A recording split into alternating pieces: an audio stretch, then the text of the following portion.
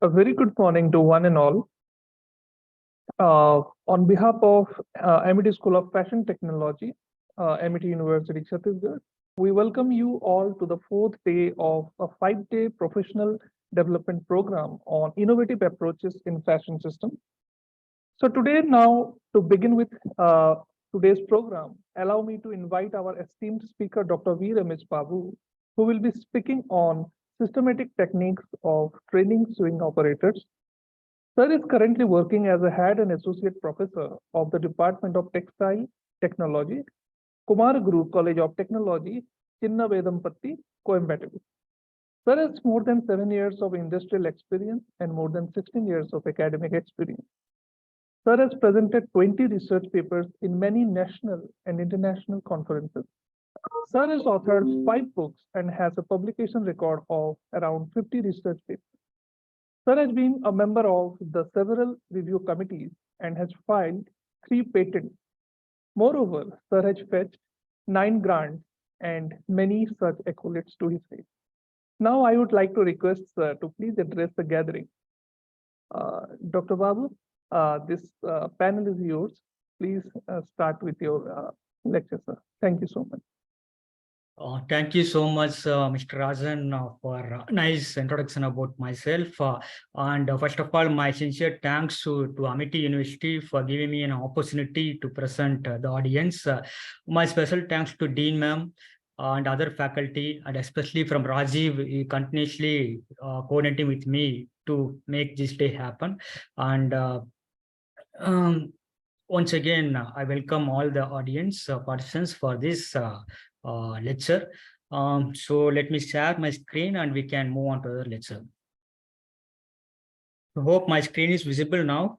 Yes, sir. It is visible, sir. Okay. So I'm audible too, right?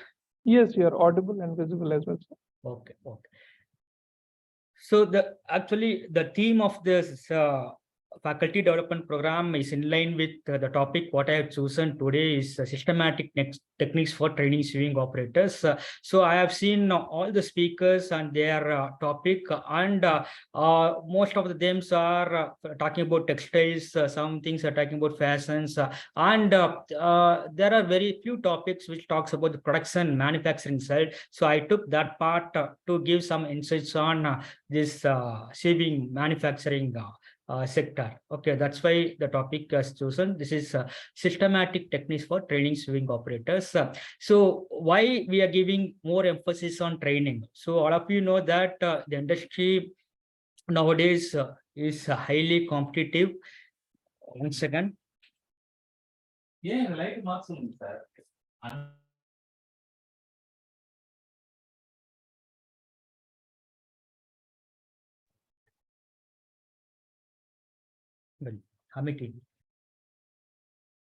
Yeah, sorry. So nowadays, why we are emphasis on training? So industry, you know that nowadays open market, global market, there is huge competition, and we are facing so many challenges in apparel industry. In that case, it should be very competitive, and our productivity should be very high, and quality also should be very high. We cannot follow the conventional way of manufacturing. So in that case, training become very important. Still, industry are not in that mindset that we have trained and then we have to recruit the people. So in that case, now many industries are facing the problem, and surveilling become huge problem. So industry want to surveil for long time. They have to focus on this kind of systematic techniques for training the sewing operators. In that context, today we're going to discuss the lecture going to be organized in such a way that I want to introduce about the systematic training techniques and what are the various process that we are following in industry. In that process, there are operator induction test, basic exercise, paper exercise, fabric exercise, and we touch upon something on this principle of motion economy, that is work measurement and method study, and how you're going to build the stamina for the operator. So the lecture going to be cover all this part. We can see one by one. So what is systematic techniques for training. Okay, so in early days, there is no any system for training the operators. Okay, the people readily observe the people from the market, they immediately put on the production line. So there we going to face lot of problem because we cannot able to maintain production, we cannot able to maintain the quality. The operator doesn't know anything, and only the production floor they will be trained from day one. So this is going to cause lot of issues because the problem is that it is not custom made tailor shop. The industry are operating in different mode where we have a lot of production systems like group system and batch system and assembly system and so on, where totally it is different from custom made tailor shop, where the custom made tailor shop all the operation done by the single tailor. Okay, so that is not possible if you go for mass production, where we are moving to other kind of systems. Each and every operator given me a smaller task. Okay, each and every operator going to perform only that particular job for 8 hours. So in that case, the problem is that if I'm going to deploy this kind of techniques, I cannot hire all operator of high skilled. Okay, so operator will be high skilled, semi skilled, and trainee. This is the three category we deploy in the industries. If I'm going to hire all the operators high skilled, then you have to pay huge salary for them. The cost is the important factor, where nowadays you have to compete with the overseas market. So in that case, this kind of batch system going to involve all kind of operators. In that 20% going to be high skilled, another 40% going to be semi skilled, and remaining people going to be freshers or newcomers. Okay, so in this way, if you're going to set the batch, the cost will be come down, and we can have offer the product in affordable prices. So in that context, people are thinking of having this mix of group. So around 30% of the people going to be a fresh candidate. So for that, we have to have vigorous systematic training approach to ensure that that operator having good skills, and they can make products without any quality issues, and they can give the production targets, they can achieve the targets what we have set. So that is the objective of this systematic techniques for training the sieving operator. So the problem is that always manufacturing sector, especially apparel industry, will keep on focusing on production. Okay, and if we keep on focus on production, we going to lose the quality. And people understand nowadays, people are not understanding that if quality once is set, the production is not at all issue. But the mindset of the people who are working in the garment industry are nowadays, few graduates are going to industries, few professionals are looking after industries. 5 to 10 years back, there is no any professionals. So all these uneducated people are handling the garment industry. They will not bother about quality. They want only production. So in that case, we are facing a huge problem because operator also don't have quality conscious, and the team of supervisor and middle management people also don't have quality conscious. So we are not able to make high quality. To surveil in the business for long term, the quality is the key parameter, because the problem is that you can see the scenario of the entire industry for last 100 years. Initially, when industry revolution has happened,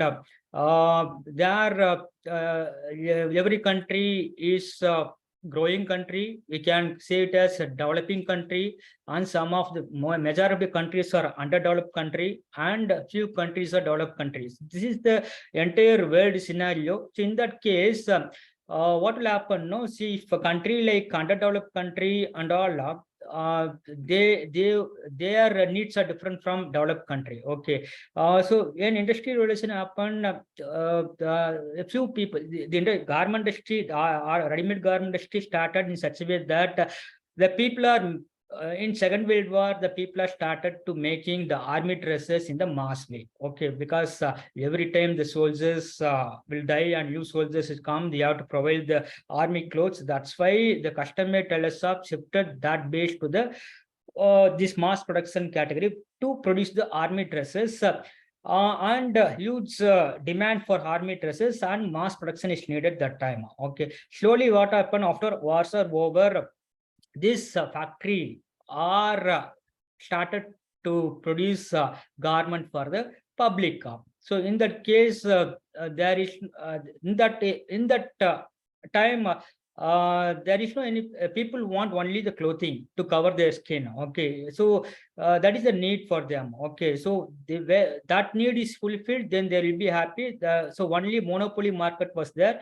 So the people, whatever the manufacture, they can able to sell the product. Okay, slowly the economy is growing and people having some earnings, and the industry also broaden, and many people started this garment industry. So there are a lot of products are available, so that is a choices. Okay, so when need become want, we have lot of choices to select the product. So in the case, people have choices, so they wants become different. They can go for not only shirt. In shirt itself, they can go for cotton or polyester or different styles and varieties and so on. So there are a lot of choices. Nowadays, the entire market is driven by the demand of the purchasing power of the customer. Okay, so all things based on the amount that every customer have that going to spend for the purchase. Also, this is entire scenario. And early days monopoly market, now it is not so. So everyone can copy or duplicate the products, they also can manufacture. So usually highly competitive. In that case, you have to bring down the cost. If you want to bring down the cost, you have to focus on labor cost. Okay, so in that scenario, this becomes very important. That is called systematic techniques for training the operator. So there are certain things we have to focus in this training.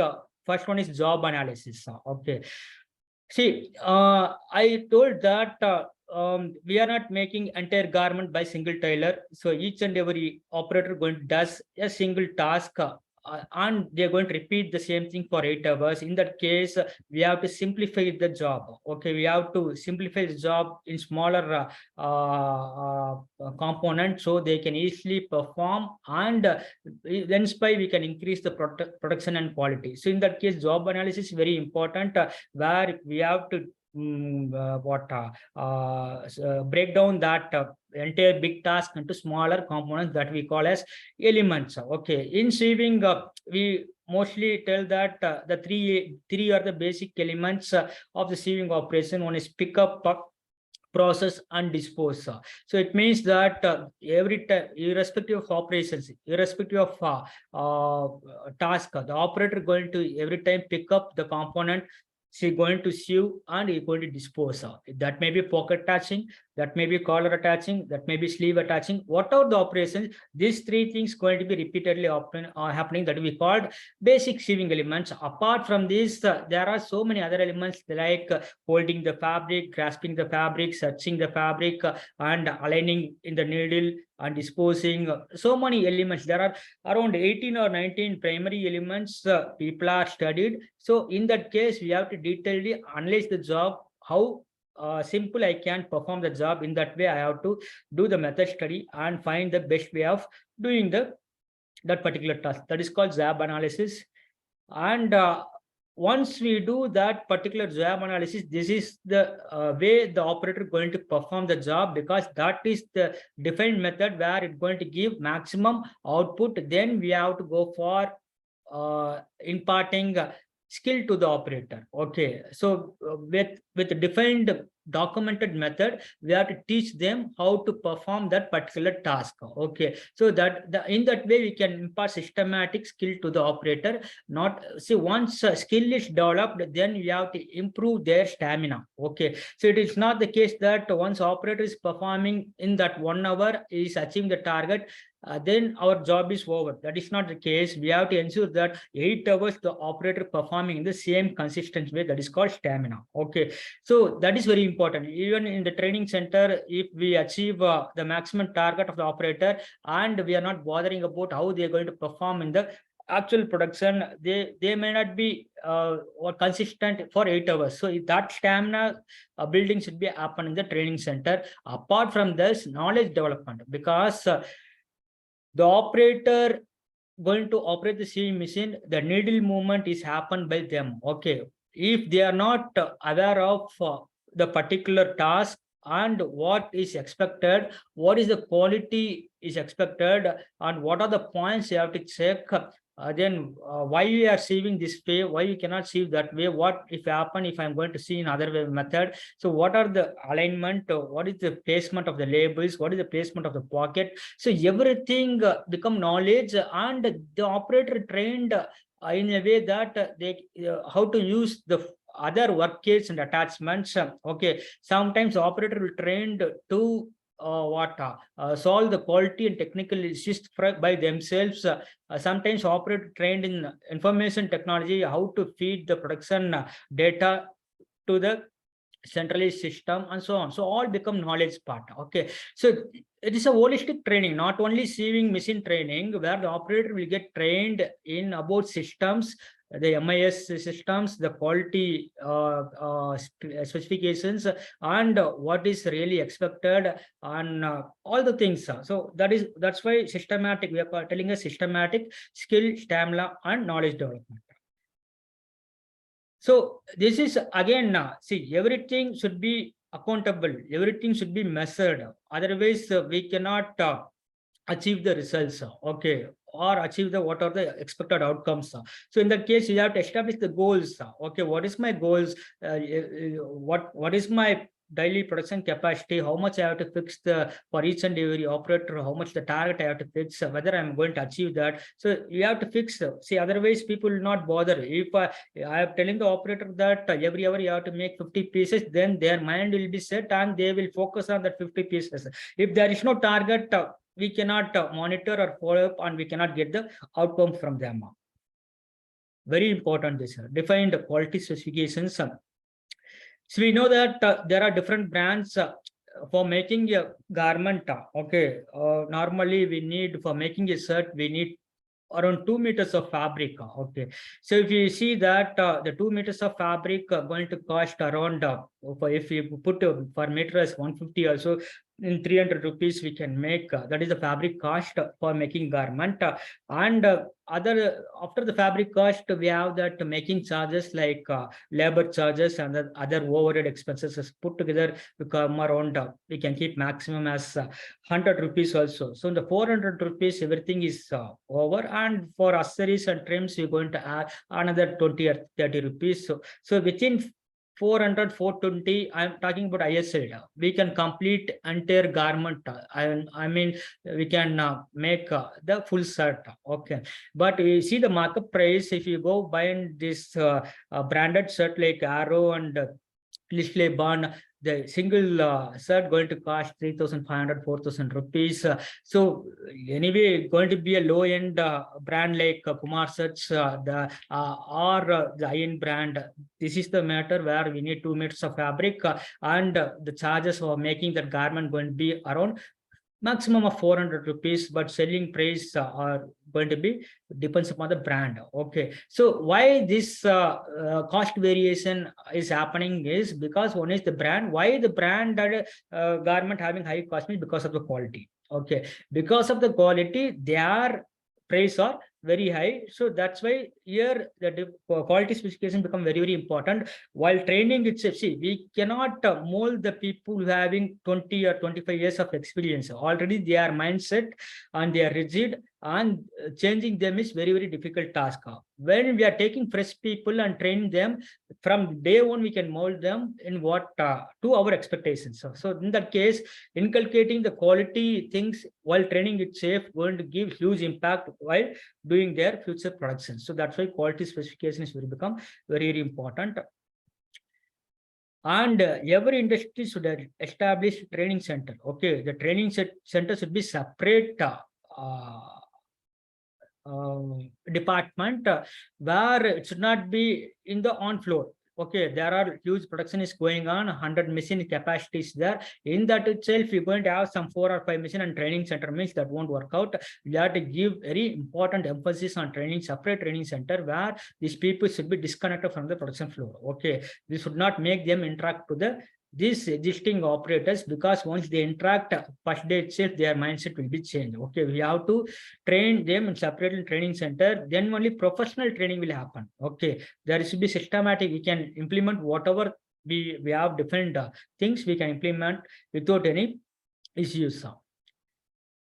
Finally, once training is over, we have to select that particular in that particular group who are all will be doing what are the operations. Okay, based on their skill and their capacity and their attitude, we have to place them in the right job. So this is overall picture of systematic techniques for training. So what is the aims of this STT? Very simple. We know that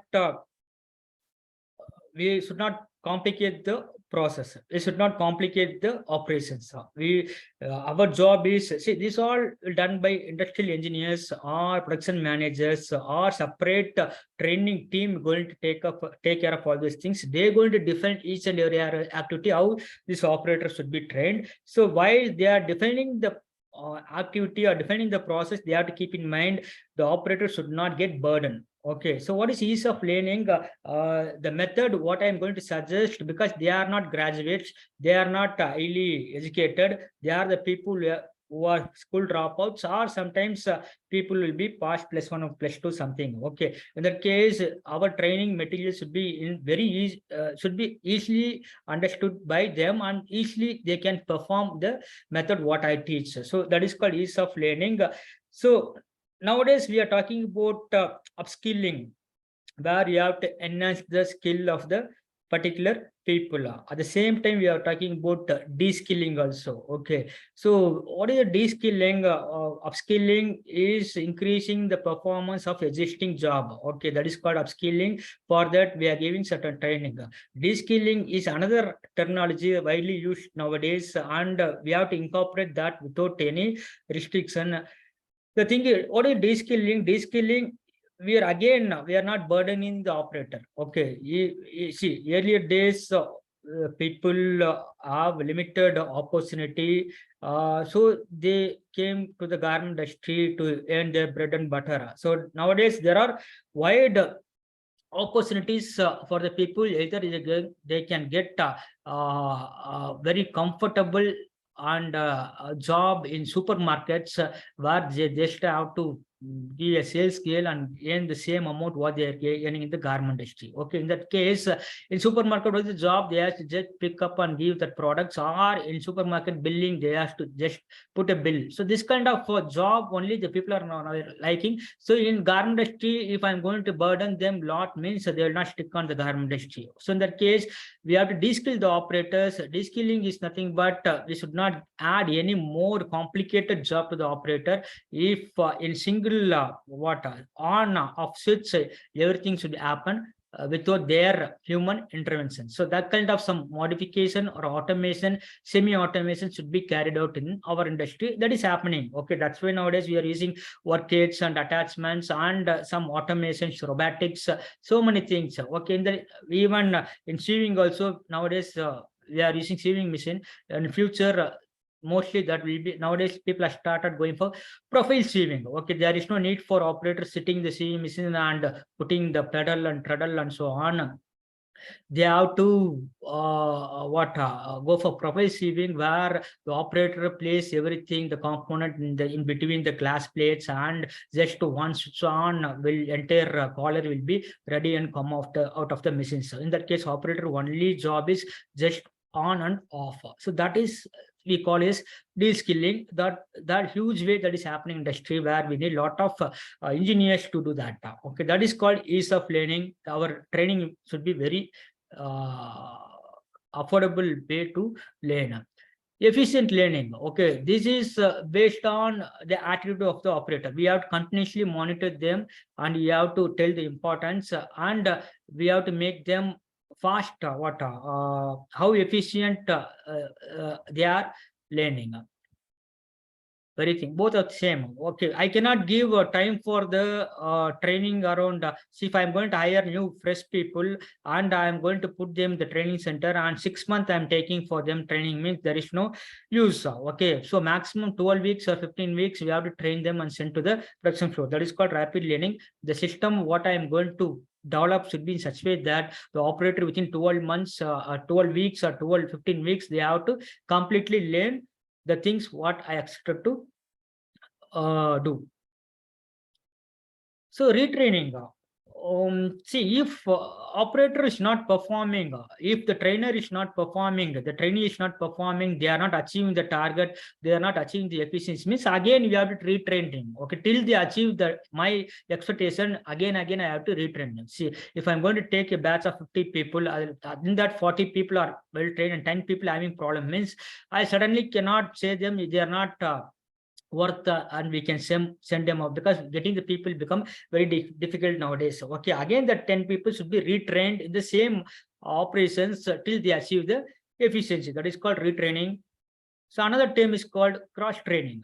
So what it means, once the operator is well versed in that particular task and he is achieving more than 80% in that particular task, we can train her or him in another job. That is called cross training, because in production line, no, we cannot stick on to the operator only knows only one operations. Okay, in that case, if some operators are absent, if something happen in the line, some machine breakdown is happening, means we cannot if I have the operator knows more than 3 or 4 operations, they can easily put there and we can manage the line. Okay, in that case we need cross training. Each and every operator should know at least 3 or 4 operations with that particular efficiency achievement. So these are the aims of STT.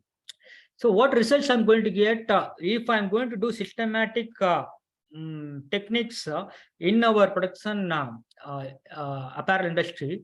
Obviously we get successful learners, very important, reduced labor turnover. Okay, so every day now in present scenario also, each and every industry, even that is a middle manage high profile industry or small scale industry or medium scale industry, everyone facing this labor turnover. And I told no, because of a lot of opportunity, labors if not comfortable, they're going to shift to other industry or other field also. Okay, so if I'm going to give proper training and they are confident in their job and they can able to perform with their my expectation, my efficiency, and they are giving quality, and because of that they will be feeling happy, and production also there won't be issue. Otherwise what will happen, the people go to the production floor and there, because of production pressure, they are not able to continue the job because they have improper training, they don't have that much skill now. Okay, so that we can reduce reducing the labor turnover. Obviously we thinking that for training we are investing a lot of money, and we have to set up separate training center, we have to invest in missionaries and people, and that training takes about 12 to 15 months. The salary what I'm going to give to the trainee is extra burden. So this is all the mindset of the people who are in industry. But other side, if you see that if you do this pakka, this is going to reflect in the production and quality. So that's why we can reduce the cost, because this semi-skilled, if the people are not skilled in the line, means obviously the quality issues comes. If quality issues comes, rejection will come. If rejection come, entire shipment going to be stopped. Otherwise you have to do repair work, that will take a lot of 2 to 3 times more time and cost for repairing the product. So in that way the cost will be reduced, and very importantly the quality will be improved. Okay, there is no need to add on more on this, because you know that if everything is systematic, our aim to achieve the quality, and already we inculcated the quality conscious to the trainee, and they know how to make that particular product. So in that case there is no point of doubting the quality of the product. So what is methodology behind STT? This all I earlier discussed. We have to do operation analysis, where I said that we have to break down this entire task into smaller components. So we have to find out the elements. Okay, I say the pick up, process, dispose, grasping, aligning, searching. So we have to divide into smaller thing, and each and every operator given only that small task. That is called operation analysis. We should frame separate training course for different thing. If the factory is only going to produce only bottoms, my training course in such way that they should be in training all the bottom operations. If my factory going to produce only shirt, my training module in such a way that they should be training all the shirt operations. Likewise, we have to have separate training modules. Our objective to develop the skill of the operator, I said earlier, break down into parts. Okay, the very big task should be break down into the smaller parts. Spaced learning. So, okay, we have to understand the psychology and physiology of the operators. Based on that, we have to devise our training program. So that should be step by step. Should not be while entering it, the first day itself training should not be very vigorous. The first day should be general lecturing things. Second day should be some other easy operations. Third day should be likewise step by step. We have to go for this learning, because the people cannot learn as educated people. They are not educated. We have to think that, and based on that thinking, we have to frame our course models. Very important rhythm phase. Okay, so 8 hours the operator going to perform the same task repeatedly. Okay, in that case, if they get the rhythm and pace, then their mind will not think anything. They just pick up the pieces, process and dispose. Okay, they are this is like while we are starting to driving, we are going to learn the driving like car or whatever may be. Initially we struggle a lot how to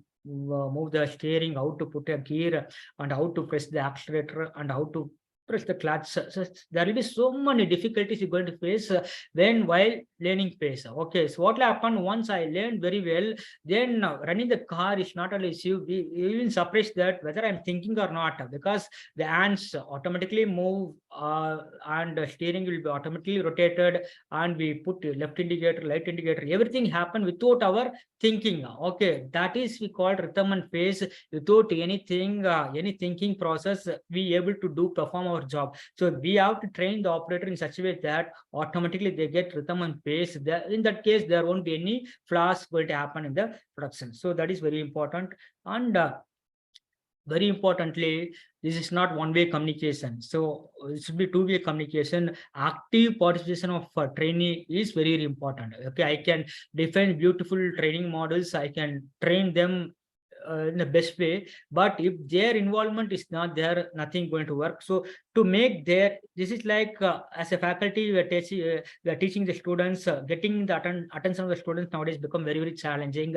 So for that we are trying different methods, innovative teaching methods, innovative some tools to get them to get their attention. So in that same way, we have to follow here also to get their attention. You have to make creative training platform.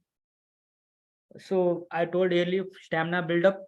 This is our main focus, because the thing is that not within 1 hour the operator is performing everything is fine, everything good. So there is no need for further focusing on them. That is not true. We have to consistently, we have to monitor and follow that 8 hours they can able to perform in the same consistency. That is called stamina build up. We have to fix the goals and target. Without this, nothing going to work out. So each and every operator, we have to find out their capacity. Based on their capacity, we have to fix the targets. Okay, then only we able to monitor, and they also know what their job are. Always we have see if we are planning so many things, and it is going as per plan. We have to see these two things, measurement and controls. We have to measure the quality. If there is any quality deviations, we have to take control measures, and we have to measure the production quantity. If there is production is not coming, you have to take a control measures. So okay, and sometimes individual focus requested for some of training. Okay, if I'm going to hire 20 or 30 people, in that 5 people are not fit into this training model, means I have to frame some other training model for that people. We have to give individual program for that. Some complicated operation, no, I want people for some complicated operation like collar attaching and finishing, so on. In that case, I have to frame some individual specific training program for that particular people. As I told, training center is mandatory. Quality, we have to inculcate what is the requirement of quality at first day itself. Okay, and we need proper training instructors. It's very, very important. Okay, the training instructors should be experienced and creative and very good attitude, and usually you can go through with this low level people and make them understand. So this is like faculty, as we know, we how much we are going to the students and understanding them and making them to able, how much challenge we are facing to do that. So same thing the training instructor also should be. So this is overall see here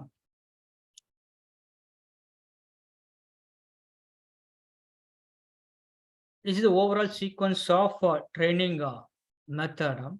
You can see first we are hiring fresh people from the market, where the first step is operator induction test. Okay, once he pass, he will move on to the next step. If file will be disqualified. Okay, this is very fundamental test. Without this test, they cannot be tailor. Okay, so once they pass, they will put on to the basic exercise, paper exercise and fabric exercise. In this, they are passed, they will move on to the next. Otherwise, they will be disqualified.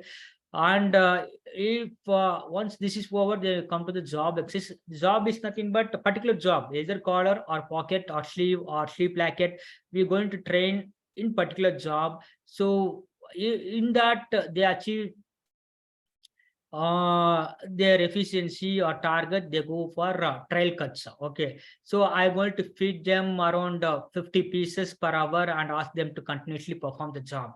So if they achieve 50% of efficiency, more than 50%, they will take for next thing. If they are achieving less than 50%, again they will put for retraining. Okay, training for another operations. If they achieve more than 50%, I will train for another operations. Okay, so likewise, so once that 50 achieve 50%, then we are training for another operations, and they're able to know two or three more operations, and finally production cost. Actually, we are giving some production cuts from production department. We are feeding them, and we are seeing whether they are achieving more than 60%. Okay, once they are able to achieve 60% of the training center, we can put them in the production floor. If it is not happened, we go for retraining. Okay, so this is the entire holistic view of training model.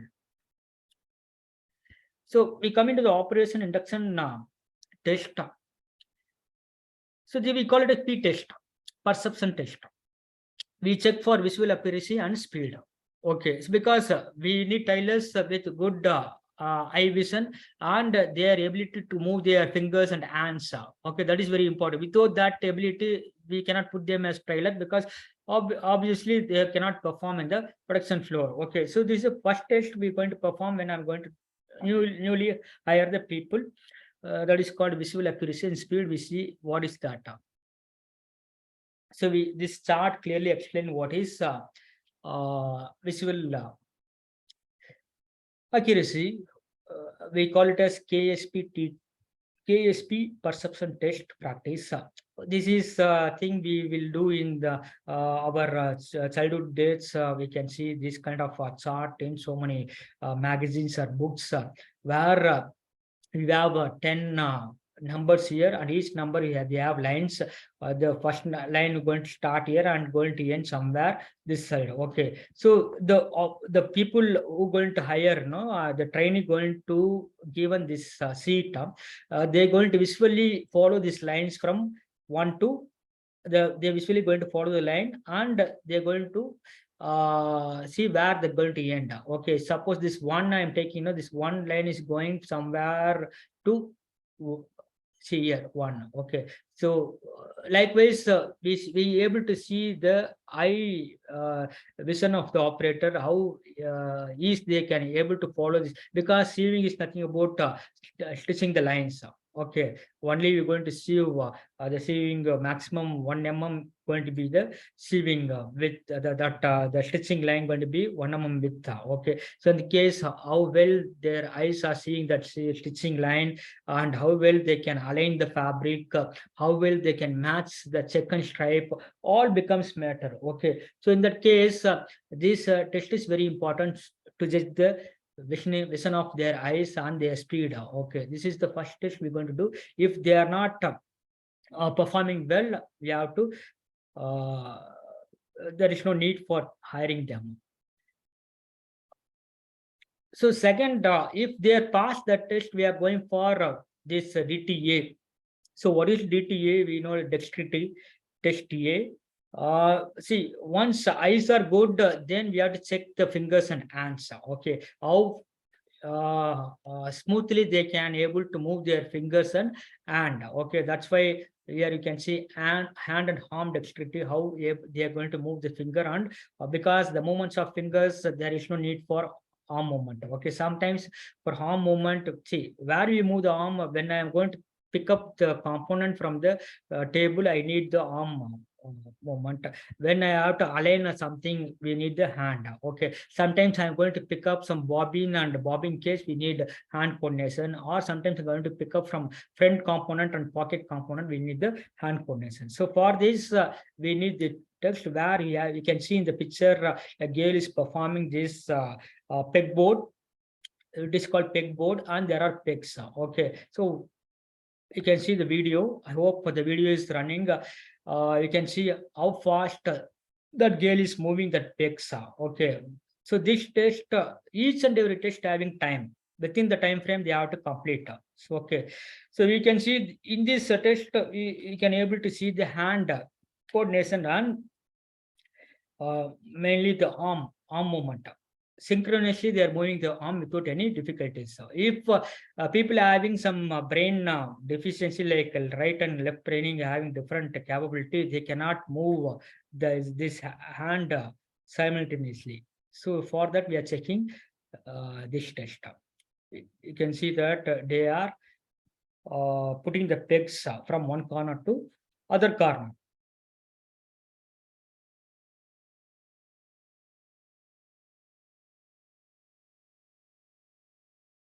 So this is DTA.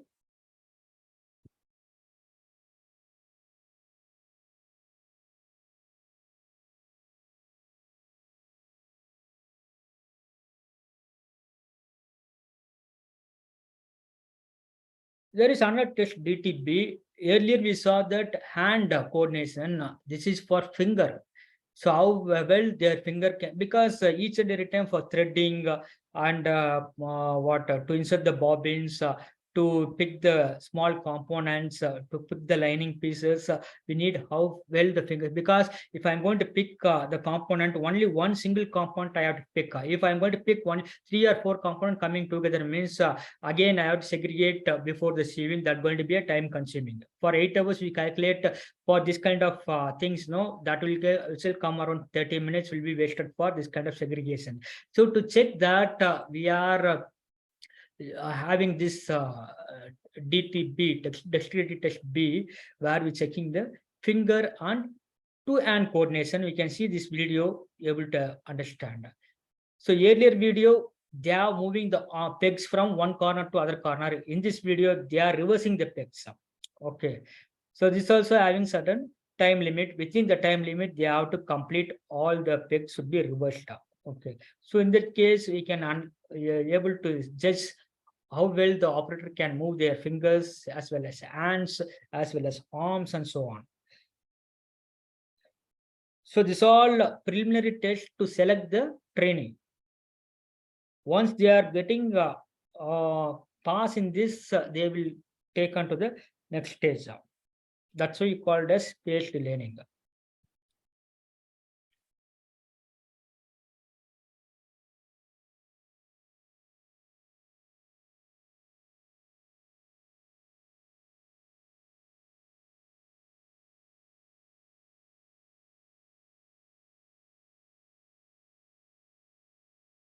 Once they complete this, then we move on to this next term.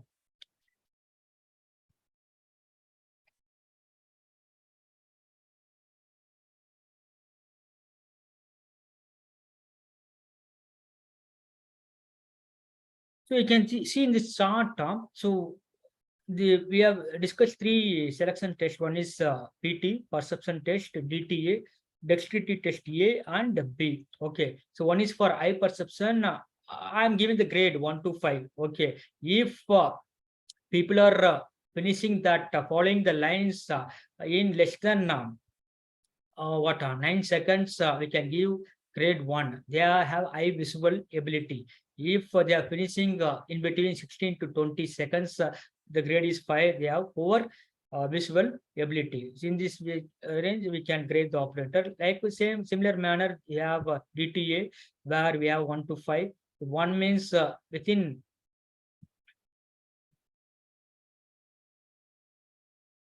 what here the things are reversed. Okay, here you can see 5 means within 68 to 81 seconds. If they complete, we give 5 grade. Within a short time, they are finishing this. Okay, this is 5 means they are good, and 1 means they are poor. Same way for finger dexterity also. For each and every test, there is a target. Within the target, they have to finish, and we can grade accordingly them. So once they pass all this, we come into the basic exercise where you can see here ball and tube. This exercise name is ball and tube. We are judging the simultaneous motion of hands and arm coordination. Okay, how well the hands and arms are moving. You can see the video, you can understand. So we can see that there are 25 balls. The girl has to pick up from right hand, and they have to insert in the tube, and they have to catch the left hand, and they have to insert in this box. Okay, 25 balls in 25 seconds. Okay, so we are judging the speed and synchronization. Okay, how simultaneously moving the hand. Okay, so this all brain test. If a brain is balanced, they can able to do without any issues. This is from right over left, and this is from left over right. To judge the simultaneous motion of the hands. So many operations we need this while shaving, by picking the component, by attaching the collar, by aligning the check and stripe. For everything, we need simultaneous movement. So another text is called pin board. Okay. Again, now we only focusing on finger movements. Okay. See, first we check the arm movement, then hand movement. Okay. Now we are checking the finger movement where we have pegboard. The pegboard, there are small holes. There is tiny pin. There will be around 75 pins. We have to, at a time, we have to pick 3 pins, and we have to put insert in the pegboard. So purpose of doing this is to pick up the component in single task. We can pick one component. That tiny component can be easily picked by doing this exercise. You can see that Gail is picking 3 pins and inserting in the holes. For this also there is a timeline. For both hands, they have to perform right and left. Sometimes right hand will be faster and left hand will be slower. So we have to maintain speed for the both hands same. So this is called finger dexterity. Once the trainee is passed everything, then we are moving to the paper exercise where we have 5 to 6 paper exercise to see. Initially, the operator, we are using this power driven machine. Okay, we are using this electrical motor machine. We are not normally using this pedal machine. So in that case, the speed will be very high. The machine going to run at 5000 RPM. So in that case, if even very small touch the treadle, that's going to be run very fast. So in that case, the operator should need all controls. Okay, within one treadle movement, they can lift the needle, and they have to rise and lower the needle. So that kind of control should be happen before going to the actual stitching. Okay, if freshers going to sit in the machine, no, they cannot have any control because the machine run like anything. So to bring that control, we have this kind of 6 set of paper exercise. You can see this is called full speed treadle control. Treadle means nothing but the foot where you're going to keep the place where I'm going to keep the foot. By pressing that, the machine going to run. That is called so full speed. Here there is no any accuracy in between the lines. We have this is A4 paper. We can print this design on the paper, and the operator want to stitch in this line. Okay, so there is no need for accuracy. Only thing we know to know the speed, how far they are able to sew the paper within this limit. Okay, within this dark lines, how far they are able to see in the dotted lines. So this is a basic exercise. First exercise, this also having time. Second exercise is full speed throttle control and stopping, because the earlier exercise there is no stopping. They start and they go on saving and they take off out of the paper. In this we need stopping accuracy, because without stopping there won't be any component we can make. Okay, if we're going to attach the pocket, we have to start on the top and we have to stop at the bottom. Okay, again we have to insert the needle and we have to turn the component to see the other side of the pocket. So in that case, stopping is very important. If they are not stopping, again 3 or 4 stitches going to be down stitch, and that's going to be a major quality issues. Okay, so even 1 stitch will not be a down stitch. So in that case, we need stopping, where this chart start. We're going to start here and we're going to stop in between this rectangular box. If you're able to stop in between rectangular box, they say it is excellent. Okay, this is second exercise. This is for accuracy. Okay, earlier in the first exercise we can see more than half an inch gap. Here you can see 1/8 inch of the gap. Within this line they have to able to see without any deviation. So this is for accuracy. We call it as PS3 for line accuracy. Okay, so for every collar run stitch or collar edge stitch, top stitch and pocket edge stitch, everything we need is kind of 1/16 of accuracy. This is start and stop. You can see one end we are starting and we are coming here, and we are stopping here and inserting the needle down and turning the paper, and we making 3 or 4 stitches in this line, again inserting needle down and going back and stopping here. We have for this is for precision. Okay, we have to stop and down the needle and turn the paper, and again 3 stitches and again down the needle and returning back and stopping. So start and stop and start and stop. So this is frequently needed for pocket attaching, then this armhole stitching. Everywhere we need this kind of setup. That's why we're doing this exercise. Sometimes decorative stitches will be happening where we need this kind of zigzag arrangement. So here also the people will start at the start point and they sew, and they will stop needle and insert the needle in the down, and they turn and they go for this way. Okay, for each and every angle they have to down the needle and turn the paper. So this give more flexibility, versatility in the fingers, hands movement, and accuracy. Within the short length they can stop. Okay, so everything is happening in this exercise. For armhole stitching we need curvature. So for that we are giving curvature kind of setup to the training will be performed in these operations to ensure that they can easily perform the armhole sewing and so on. So once successfully they complete the above 6 paper exercise within the time frame, then we move on to the fabric exercise. You can see we give fabric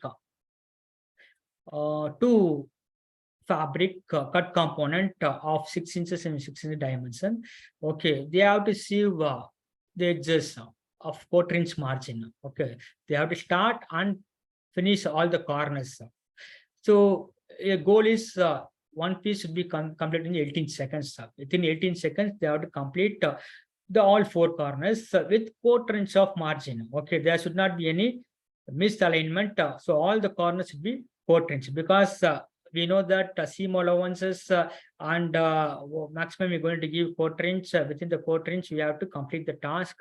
More seam allowances is unnecessary wastage of fabrics. So 4" normally we give for all the joining purpose. You can see here the machine.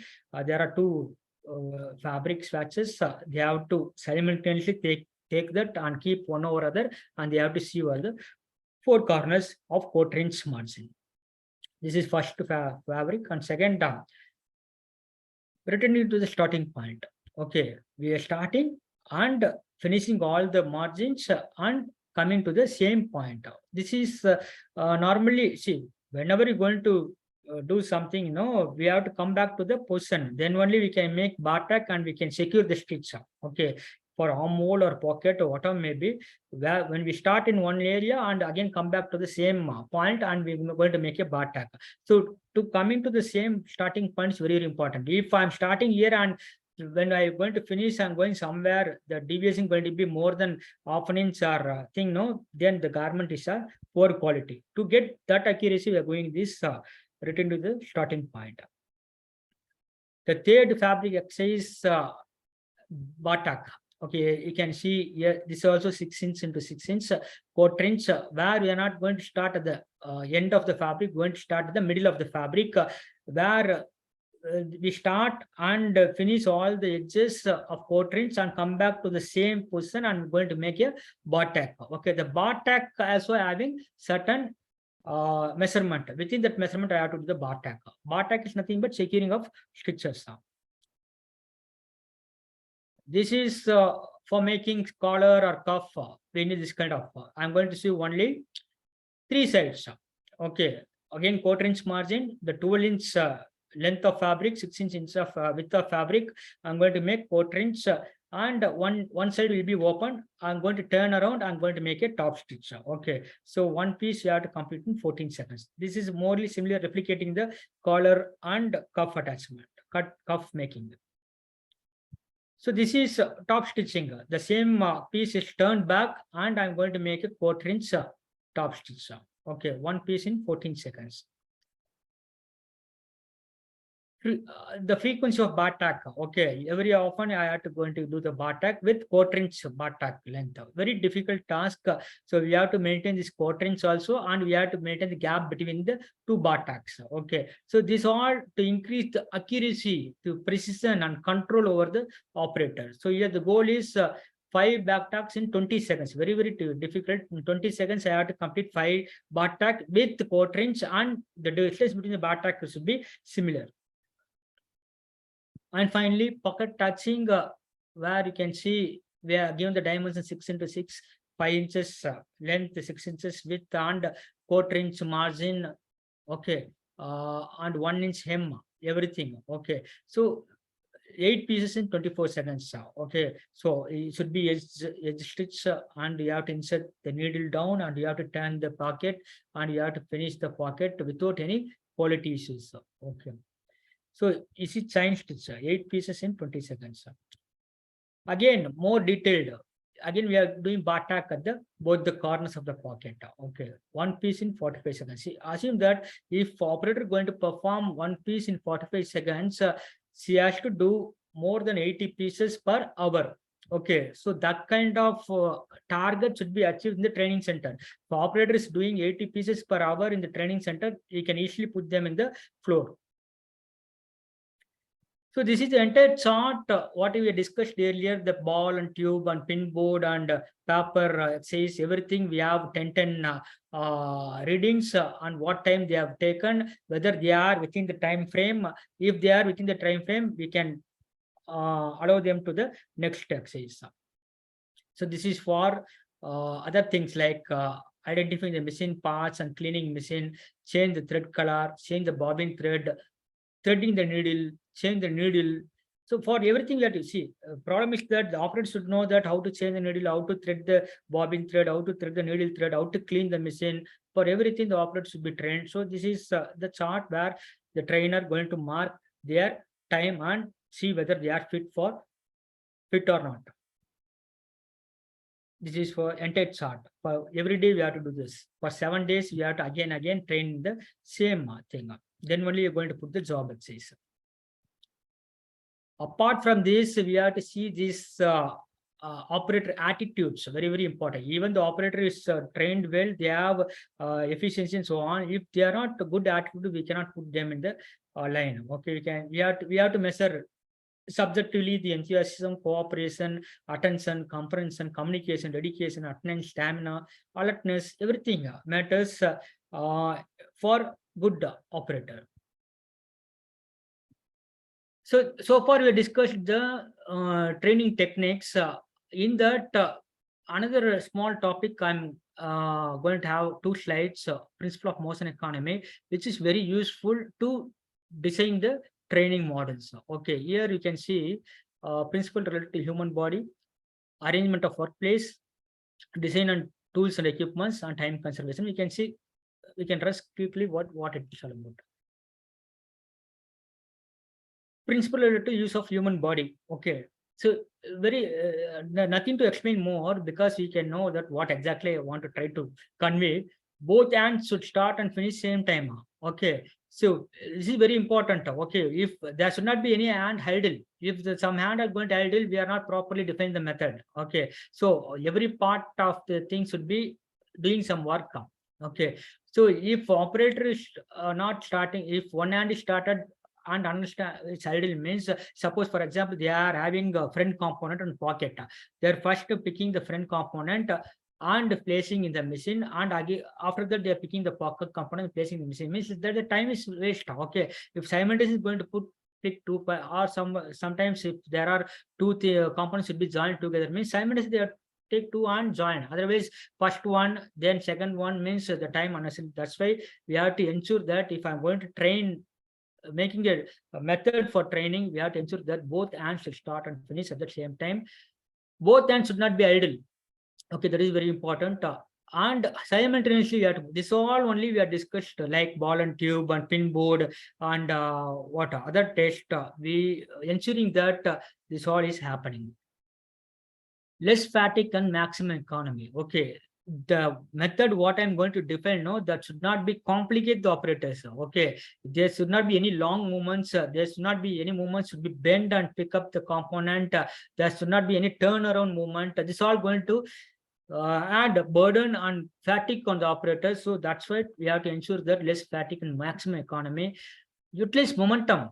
Okay, sometimes we maybe in the school days we may be the thought of that fulcrum point. If to lift the stones, we need fulcrum, and with the fulcrum point we can easily lift the likewise wherever possible we can have this kind of setup where the burden on operator to push something become very less. Continuous movement, and so there should not be that robotic movement. So robots will have not don't cannot be have continuous movement because they are fixed by nut and bolts. Okay, human beings mostly can have continuous movement. You should be ensure that our movement should be easy flow. Okay, smooth and continuous. There should not be any zigzag movement. Ballistic movements, and very importantly build rhythm. The ultimate objective of training is we have to build the rhythm in the operator pace. So the second principle is workplace. Okay, very importantly, as important as operator training methods, the workplace also very important. Okay, because the operator going to 8 hours work in the same place, so there should be proper workplace environment. Otherwise, they cannot perform. So here a definite and fixed place. So every day the operator should sit in the same place. So one day they sitting here, another next hour going somewhere, and second day coming and sitting somewhere. This all going to create a lot of problem. Okay, there should be a place for everything, and every day the operator going to be sit there only, and everything should be close to operator. Okay, the operator need not to go and walk 2 steps and get the piece and come. Everything should be in the hand. Okay, that is that in that case only you can reduce the movements. Wherever possible, try for gravity feed bins and gravity conveyors. So once, see, as in the production line, once the operator complete their bundles, they tie the bundles and they pass on to the next operator. So in that case, every time they tie the bundle and they're pushing the bundles, means that is unnecessary burden on operator, where you can go for gravity feed bins and gravity, automatically that going to take that pieces to the next operators. Drop delivery. If operator going to continuously sew something like cuff hemming or collar run stitch or something, that 10 pieces continuously sewn, and that is collected back of the machine through that drop delivery. They will be collecting the tray, and after that they will be cut and segregated. Okay, so that is possible. This is going to reduce the what burden of operator for cutting each and every time, the trimming each and every time, and reduce the quality issues also. Wherever possible, eliminate the workplace, because if there is any problem, the supervisor can attend and solve the problem. Tables are very important. The operator sitting in the stool for 8 hours without any back support, obviously the pain going to come, and operator don't have any proper machine height, then obviously within 5 years the metabolic system goes and they will feel sick. So this all we have to take care of. Very important, housekeeping and cleanliness. So housekeeping is nothing but it should be in order. Okay, so all the passage and bin and conveyors and everything should be in the place. Cleanness, the floor cleanness, all the raw materials, the cut waste, everything should be cleaned properly. So it's all very, very much needed. Even though I'm training, we have to inculcate this kind of culture in the operators.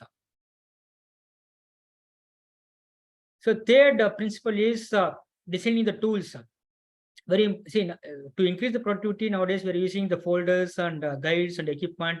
We have to train the operator how to use the folders and guides, and wherever possible, we have to use these folders, guides, and work aids, so that give high consistency and quality as well as production. And pre-positioning everything. See, if I'm going to use the scissor again, I have to put back in the same place. Okay, if it is not, there is no place for that, then that is the confusion. Combine, if there are two activities can be combined together, that is always possible. For example, if there is a tool like a spanner, we have different sizes like 8, 9, 10, 11.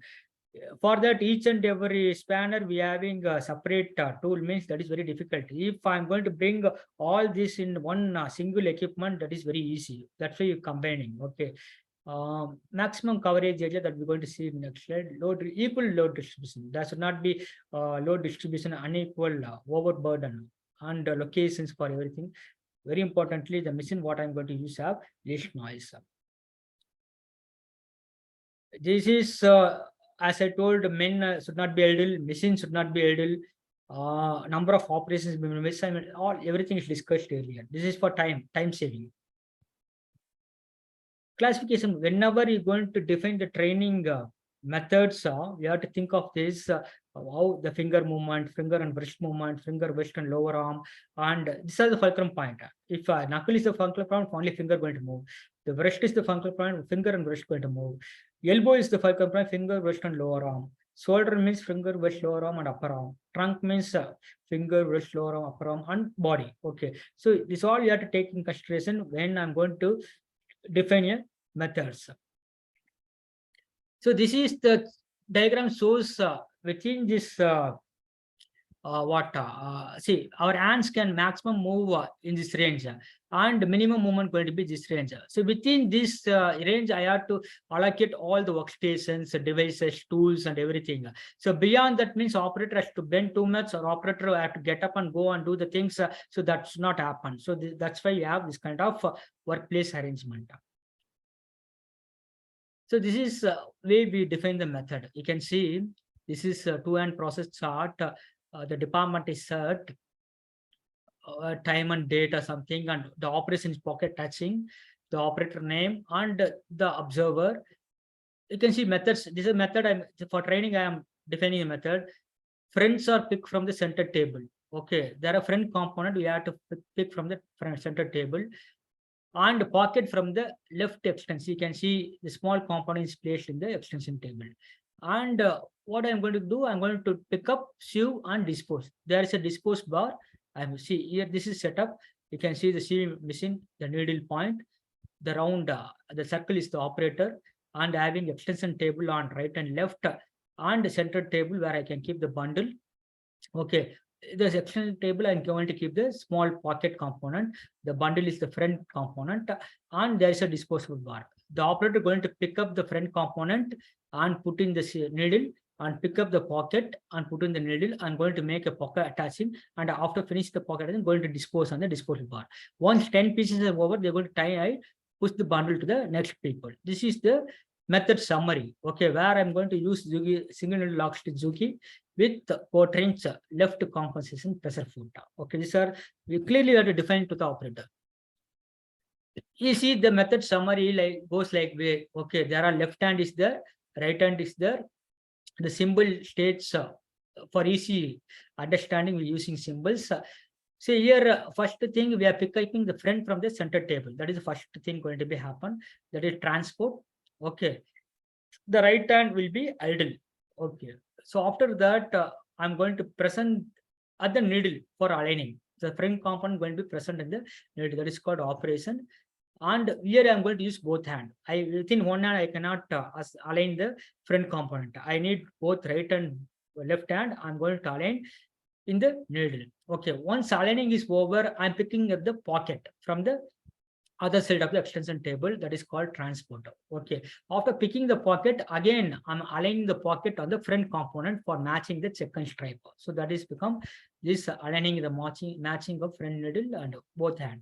So now I'm going to sew the three sides by using the both hand. Okay. And finally going to dispose by the left hand. This is the method summary. Okay. So here you can see left hand is idle. Here you can see right hand is idle. So we have to think about whether we can do something to eliminate this problem. So that is a further step. We have to analyze and revise the method to make accuracy in the method. Okay, this is one example for method. So this also the trainers and operators should know that out the SAM, the time for each and every operation. You can see in the chart, same attached pocket, single needle lock stitch machine we are using. And we are taking 10 readings. Okay, yeah, by using stopwatch, you are reading the operator, the pickup, process, and dispose. Okay, so for pickup, process, and dispose, they are taking around 0.8.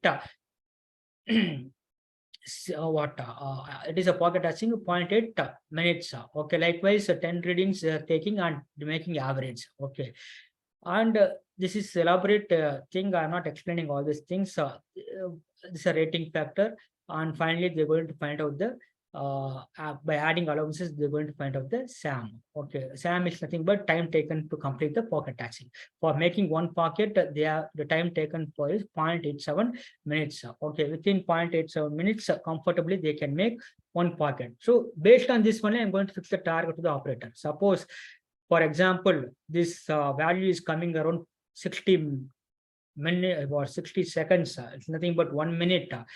Okay, then I fix the target of 60 pieces per hour. Okay, if operator is performing 60 pieces per hour, is trained and I can put in the training center. In this way, I'm going to analyze the operator. So finally, once everything is over, we keep on feeding the operator to build their stamina. Okay, so once that basic exercise is over and they know the method of doing and they know what is the quality needed and they increase the speed, everything. Then every hour I'm going to feed the bundle, first hour, second hour, third hour, fourth hour. All the hour I see the efficiency. If they achieve 100%, more than 80%, then I can easily put them to the line. Okay, so almost we are end of this presentation. So I summarize once again what we have covered. We started with systematic techniques for training sewing operator. I explained why it is important, what is the conventional way of working, what is the custom-made tailors of industry concept, and what way you have to train the operator. We have defined so many importance of systematic techniques for training, like how it's going to improve the production, how it's going to improve the productivity, how nowadays operator turnover is high, how to eliminate that. See, it's every aspect discussed, and we have seen the basic exercise like perception test and dexterity test. Then we can move on to the ball and tube exercise and pin board, and then we came to the basic paper exercise. There are 6 paper exercises to check the to train them in the accuracy and start and stop and curvature, zigzag, and so on. Then we came to the fabric exercise, where we given different tasks like portrinch, margin, and turning, and top stitch, and pocket attaching, pocket hemming, and collar and cuff making, and so on. Then finally, we came to the job exercise, where we're going to give particular job like collar or cuff or sleeve. Then we train them. We give cut component and production cuts, and we train them. And finally, in all the training, we keep in mind that principle of motion economy, in what way they are have to move the hands and fingers and everything should be defined. Then they have to fix the target based on the time for the particular task. And finally, we are building the stamina. So this is the entire coverage of my today's lecture. So with this, once again, I thank you so much for the organizer giving me the opportunity. Now the forum is open for any question and answer. Thank you so much. Thank you so much, sir, for such an enlightening session, and it's a very informative one. I don't see any questions in the chat box, but I have one question for myself. Please. Sir, how many attempts does an operator get for these practices like fabric practice and paper practice? How many attempts? See, we are giving enough time that I told no for initial that basic itself is 7 days. We are again giving time. 1 week we Okay. give the time for them to achieve the target. Even they are not achieving after 1 week also, we are not able to keep them. We have to send them back. Okay, so our time frame to train entire thing is maximum 12 to 15 weeks. I have to train them and I have to put in the production floor. So in that case, maximum 1 or 2 weeks we are give time for settle down. Once they are picking up means there is no issues. They are not picking up means we have to send them back. Okay. Thank you so much, sir. Like your lecture on the techniques related to sewing operations, which is a very vital part of the fashion industry. And you have very beautifully detailed us all about the technicalities related to this. Thank you so much, sir. Thank you once again for all faculty as well as speakers of this FDP, and hope people are doing wonderful job, and keep continuing this and keep connected with the South and our college as 2 courses. This is Kumaruru College of Technology situated in Coimbatore, Tamil Nadu. And we have 2 courses. One is BTech Textile Technology and BTech Fashion Technology. I'm heading the Textile Technology department, and you know that Coimbatore is the hub for textile. And we have all the facilities like from spinning to fashion. We have all the lab facilities, and we have a type of core where we can do all the projects. Even if we have 100 grams of fiber, you can send us and we can make yarn and fabric, and all testing machines are there. Whatever new fibers you can send us, we can make yarn and fabric. So the facilities are there. People have to utilize that. Many people from North are sending the samples for their projects and so on.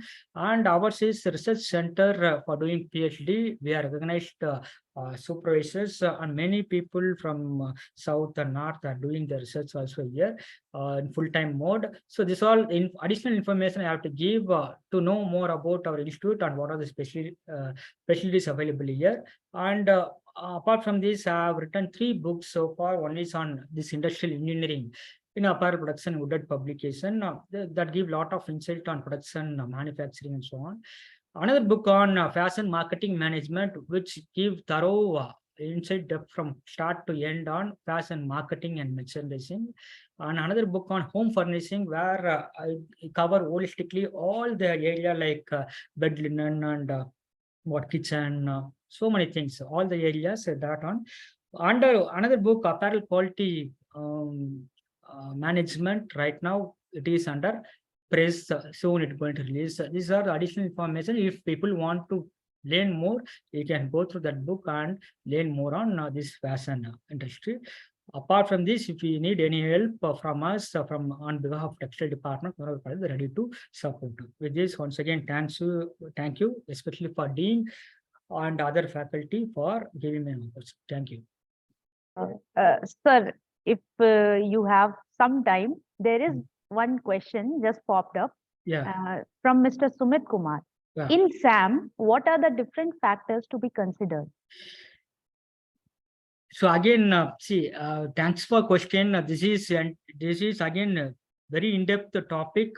So we can I'm able to explain within simple words. But if you need more thing, so contact me through my mail. So SAM is a standard allowed minutes. Okay. So simply explain.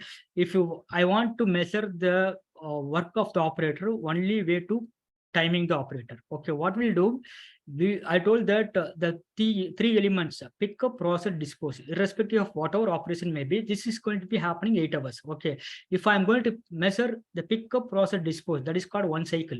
If the operator picking the component and receiving and disposing, for that they are taking 1 minute, means that is the time taken for that operator. Okay, now I know the time, that is a 1 minute for pick up, process, dispose. Now how much target I fix per 1 hour? Anybody can answer, madam, even you can answer. If I measuring the time for pick up, process, dispose, that is 1 minute.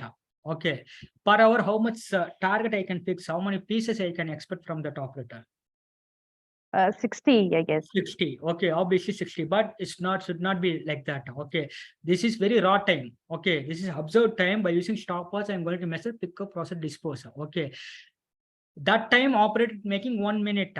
Okay, the same 1 minute will not be followed for 8 hours, because there are so many constraints, like the operator can go for restroom, they can go for drinking water, some quality is going to happen, their pace is still going to reduce, because morning they'll be brisk, lunchtime they will be very less, again after lunch they will be sleepy. So many factors are there, that 1 minute I cannot take as it is. For that I'm adding rating and allowances, okay, to give some cushion to the time. Okay, so if I see, observe time is nothing but by using stopwatch, we are measuring pick up, process, dispose, that is 1 minute.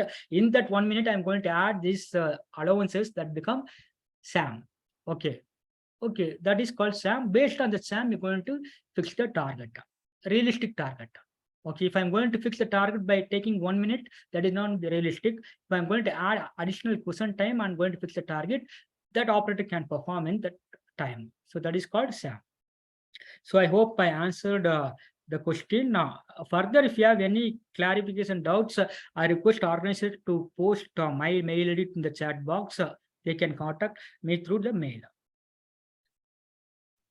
Thank you. Thank you so much, sir, for such an informative session. And we look forward for our future connections also, sir. Thank you so much. Thank you. Thank you. Thank you. So moving on, now I would like to invite our next esteemed speaker for the session, Ms. Nayantara Singh, who will be speaking on fast fashion versus slow fashion. Ms. Singh is currently serving as an assistant professor at National Institute of Fashion Technology, Bhopal. Ma'am has more than 10 years of teaching experience in the fields of clothing, textile, and fashion designing at NIFT Srinagar and other institutes of repute. Ma'am has published many research papers in various UGC-referred international journals. Her forte lies in hand illustration, trend forecasting, hand embroidery, photography, graphics, pattern drafting, cutting and sewing.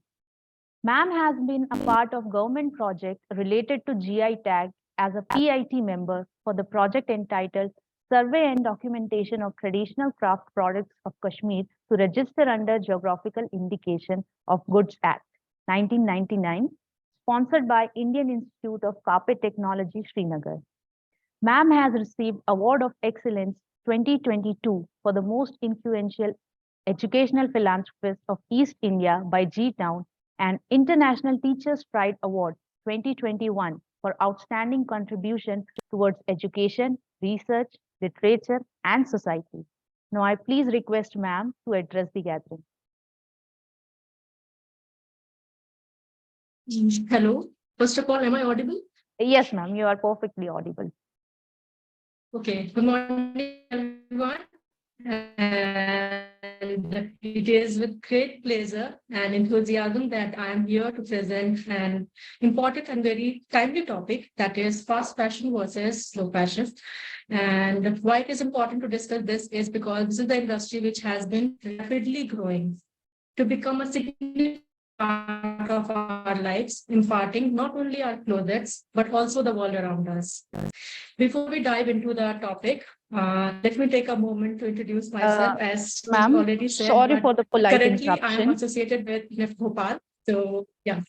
Ma'am, Am I not audible properly? your voice is cracking a bit. So Let me. You may check your network connection, please.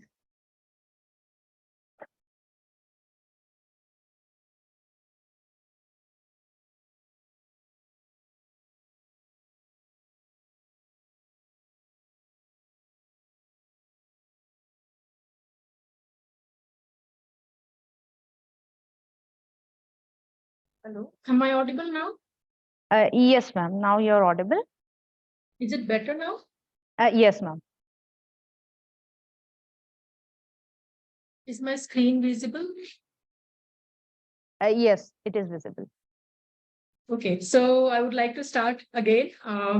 As I've already been introduced, thank you so much for this very kind introduction. Currently, I'm associated with NIF Bhopal and I'm assistant professor over here. Um, it gives me an immense pleasure and enthusiasm to be here as a presenter. And the topic which I have chosen for today is fast fashion and slow fashion, and what is the difference between them. And I found that it is a very important and timely topic, as the fashion industry is growing day by day. And uh, the whole world is towards the fast fashion. We are buying things, we are just discarding it without thinking the negative impact it is having on the environment right now. So uh, uh, first of all, I would like to acknowledge the hard work and the dedication of the organizing team, and would also like to express my gratitude to each and every one of you who all are present here. And your presence shows that you have, interest in this particular topic. And it is your enthusiasm that fuels my passion for sharing knowledge and learning together. Um, I have a passion for fashion and its broader implications on society and the environment. So over the years, I have immersed myself in understanding the complexities of the fashion industry, particularly the rise of fast fashion and its consequences, of course. Today, we have gathered here to shed light on the phenomenon of fast fashion, a term that has become increasingly very prevalent in today's time. So these are the contents of my today's topic. I'll be starting with a very brief introduction about the fashion industry, overall introduction, and then I'll move towards the fast fashion. I will introduce what is fast fashion, why it is important, and what are the negative consequences of fast fashion. Why I chose this particular topic and how negatively this particular thing is impacting the environment, the society, and the world around us. Then I'll go towards the, slow fashion. What is slow fashion and what are the benefits of slow fashion? Why should we should opt for slow fashion and not fast fashion? I hope I'm audible properly. Ma'am, there are some episodes of cracking of your voice. So can you please check your net connection? Or you may try speaking without turning on your video if you are comfortable. Yeah, ma'am. I think that would be better. Yeah, I Yes, think let me try that. Yes, ma'am. Okay, I think it's better now. Yes, ma'am. Yeah, okay. So then I'll go ahead with the fashion revolution movement and, what are the negative impacts of, fashion industry and about that Rana Plaza incident and how it changed the entire overlook towards the fashion industry. And then I'll move towards the sustainable fashion, the steps which are being taken, towards this sustainable fashion, and then few case studies. And then finally we'll conclude it. And then in the last, we'll have the question and answer round.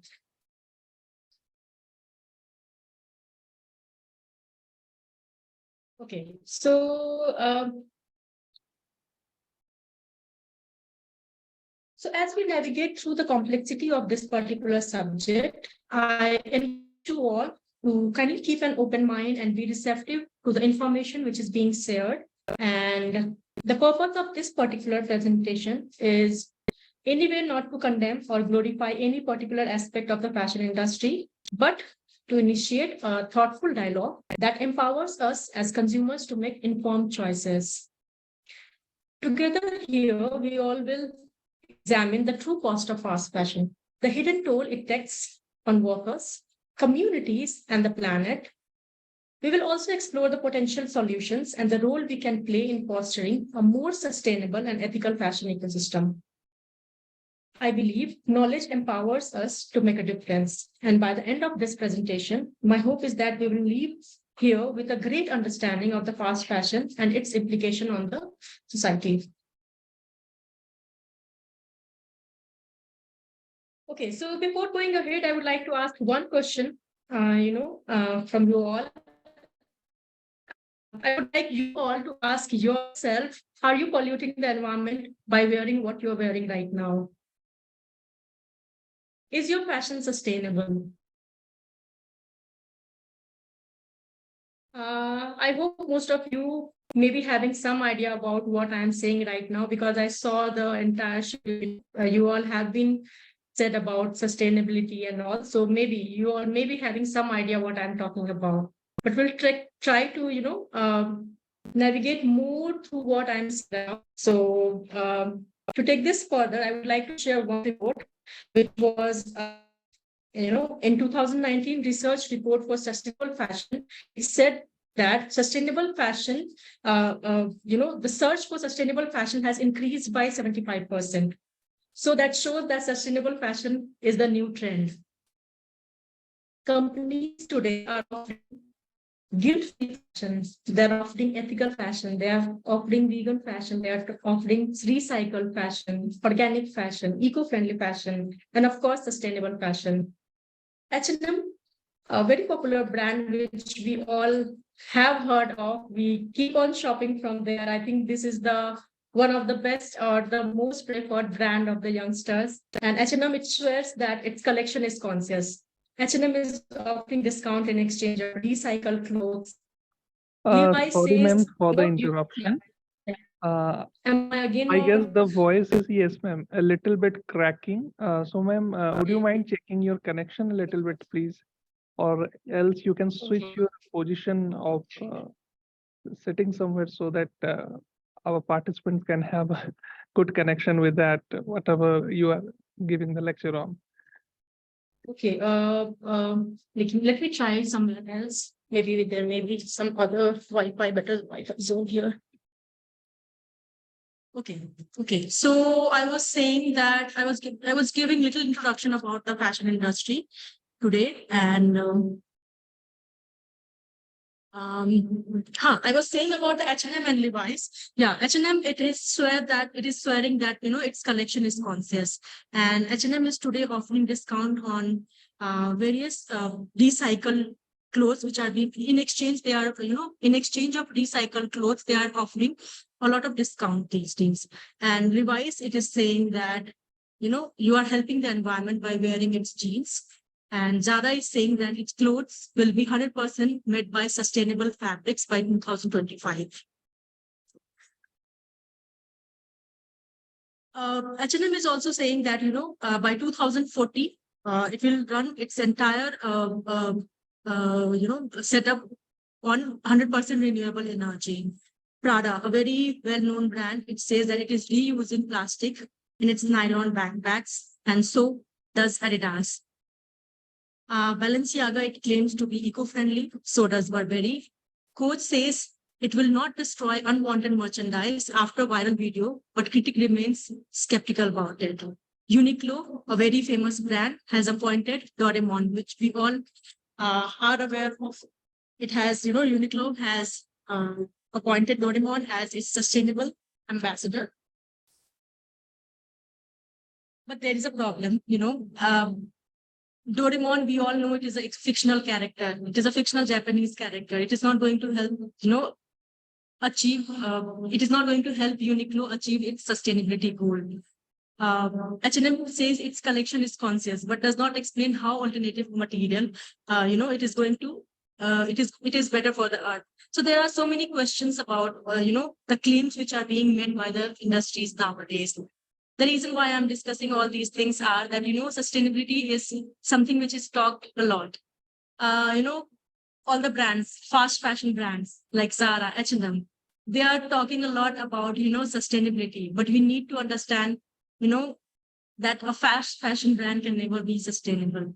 Okay, anyway, before going ahead, I'll give you a very little introduction about the fashion industry and how it is expected to grow in the near future.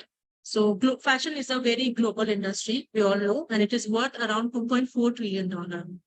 It employs around 50 million people, and it is said to be one of the world's most polluting industry. It is the second most polluting industry after oil and gas. The fashion and textile needs to reduce its damaging environmental and social impact across the supply chain because it is the second most polluting industry. So we obviously need to reduce its damaging impact on the environment and the society.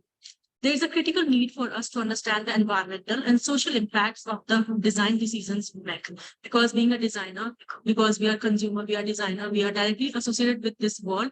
So we need to understand the impact which our designs are having on the society. Global per capita textile production, for instance, has increased from 5.9 kg to 13 kg per year over the period 1975 to 2018. So you can see it is more than double. Global consumption has risen to an estimated 62 million tons of apparel per year and is projected to reach 102 million tons by 2030.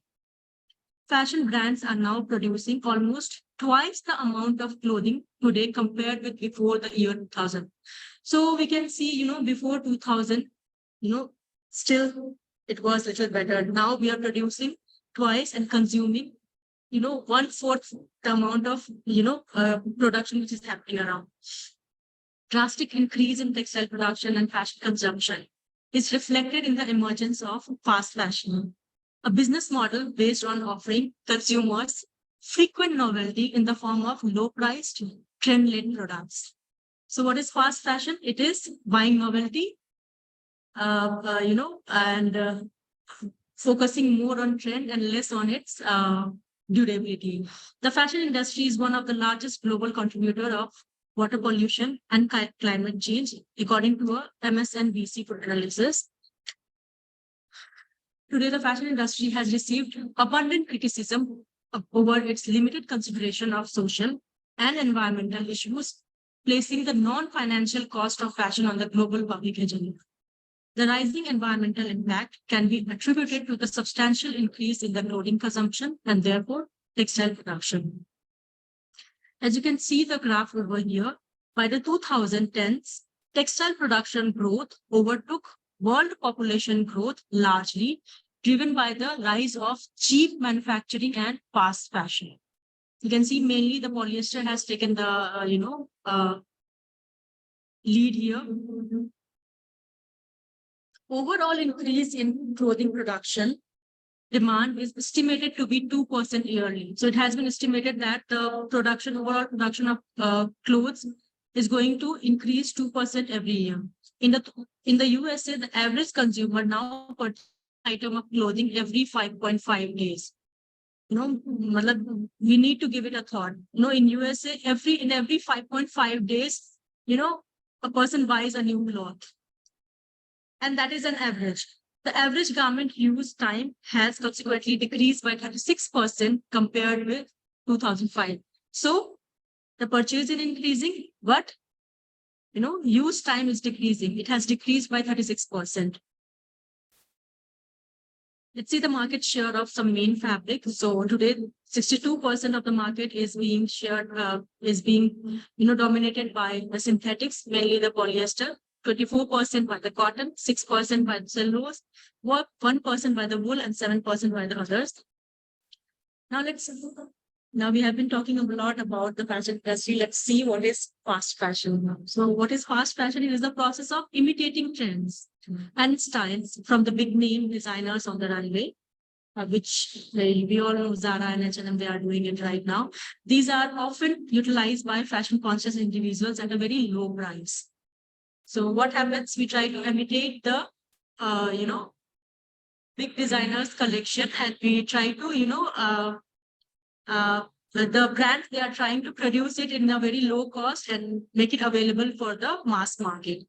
The reason most fashion today is not sustainable is that clothes are intentionally designed to be consumed quickly at cheap prices, leading shoppers to view clothes as being disposable, wearing them just a few times before throwing them out or moving on to newer and trendier cheap clothes.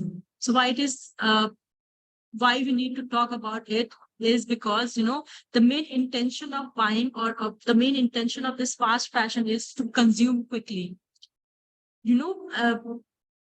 All the brands, all the designers, they are behind that, they are creating a mindset wherein neon is hot one day, it is not the next day. Whatever is hot selling thing one day, you don't want it on the very next day. So that is why, it is creating a mindset wherein we always feel like, we don't have what we want.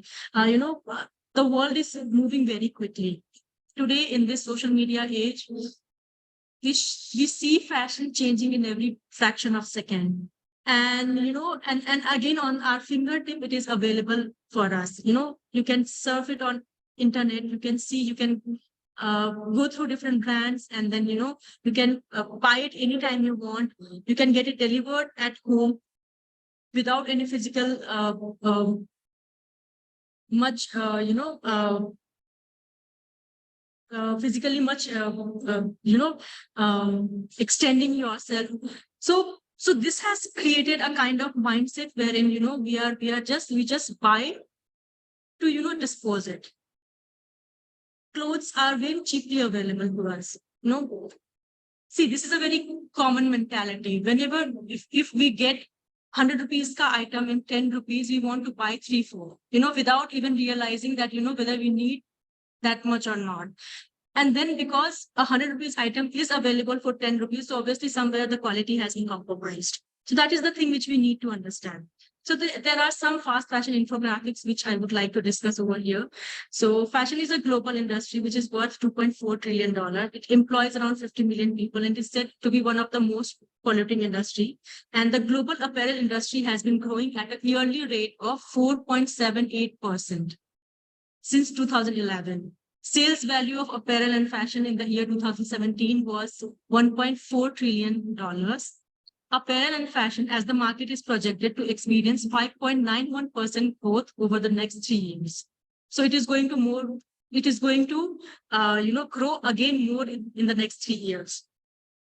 What is fast fashion? In contrast to traditional fashion design houses that only have a few seasonal collection, fast fashion brands, they have, a new collection every week, as we see in the case of Zara. It is an effort to drive continuous mindless consumption. Today, 5% of all global landfill is being taken up by the dumped textile waste. Textile is creating water pollution, air pollution, noise pollution, and all the toxic waste.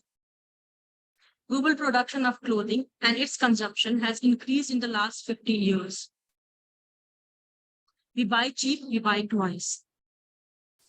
There are different types of textile waste, which is there: spinning waste, weaving waste, knitting waste, dyeing waste, clothing waste, and all solid waste. 15% of fabric used in garment production is cut, discarded, and wasted.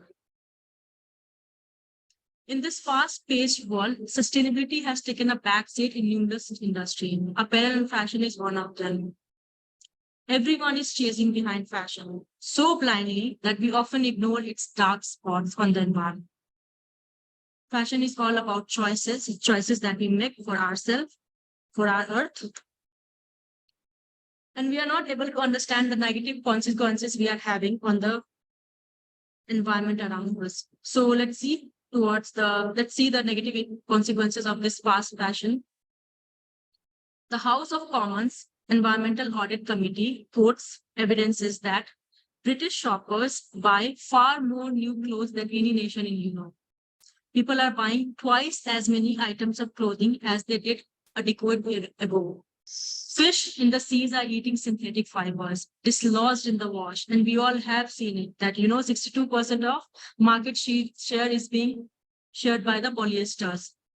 So you can see how much harm it is going to create to the aquatic animals and ultimately to us.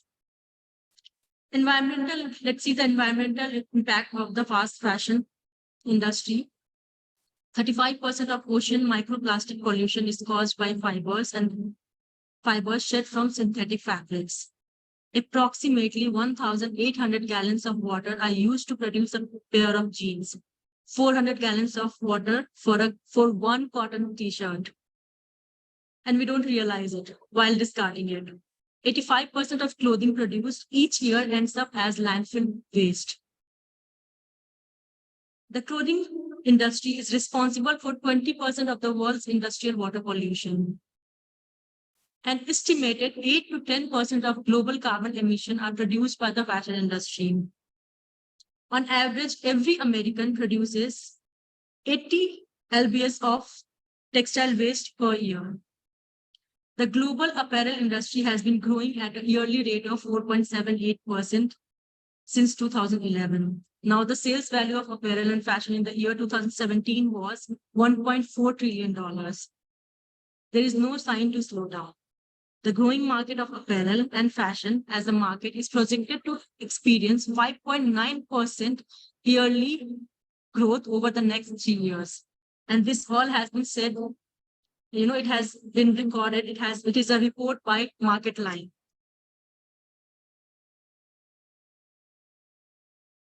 The more we buy, the more we discard. And then what happens to the discarded clothes?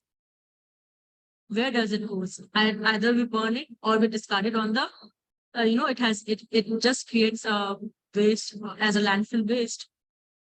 4/5 go into the waste disposal stream and the 1/5 goes into recycling and sorting streams.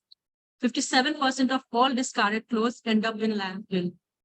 While brands and industry leaders are all set with their advanced sustainability strategies, the baseline of slow fashion is beautiful fashion should not cost us earth.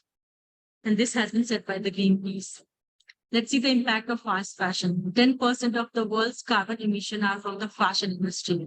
17 to 20% of global water pollution is done by the fashion industry. 85% textile waste, it ends up in landfill. 35% of all ocean microplastics originate from synthetic materials. Let's see environmental impact of one Levi's jeans. One denim which we wear, let's see what environmental impact it has on the society.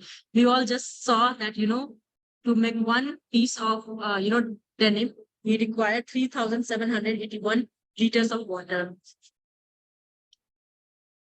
Amount of water saved by Levi's since 2011 by using new garment finishing processes is 1 billion liters. 33.4 kilograms of carbon dioxide emission during the life cycle of a pair of Levi's jeans. And it takes average life of a pair of Levi's jeans is 3 years. So all these resources has been used only for the 3 years. By 2020, the market value of apparel and fashion is expected to reach a mind-boggling 1.65 trillion sales in US dollars worldwide. And so is the waste. More production means more waste. Let's see what is the climatical impact of textiles. Production of fiber is responsible for 18% of pesticide used worldwide. So producing fiber means more crop means more pesticides on the use of more pesticides.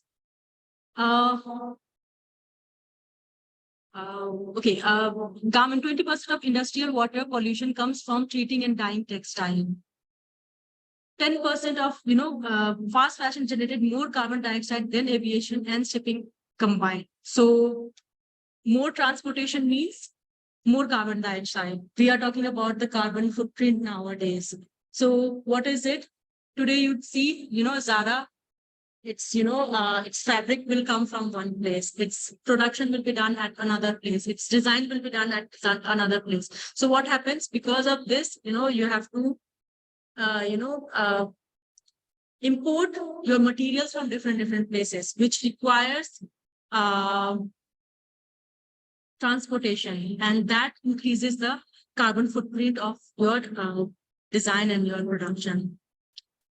So the fashion industry was responsible for 2.1 billion metric tons of greenhouse gas emission in 2018, according to McKinsey Fashion on Climate Report. Today, the top textile exporting countries are China, Bangladesh, and of course, India. So China, it has, exported around $176 billion of merchandise. Bangladesh, 4, and India, 16. Now, compared to fast fashion, let's see what is slow fashion. Slow fashion aims to decrease the speed of production, consumption, and disposing of by placing greater appreciation on one's purchase. carefully considering an acquisition, connecting with clothes instead of having just another addition to the wardrobe, which may be only worn for one occasion.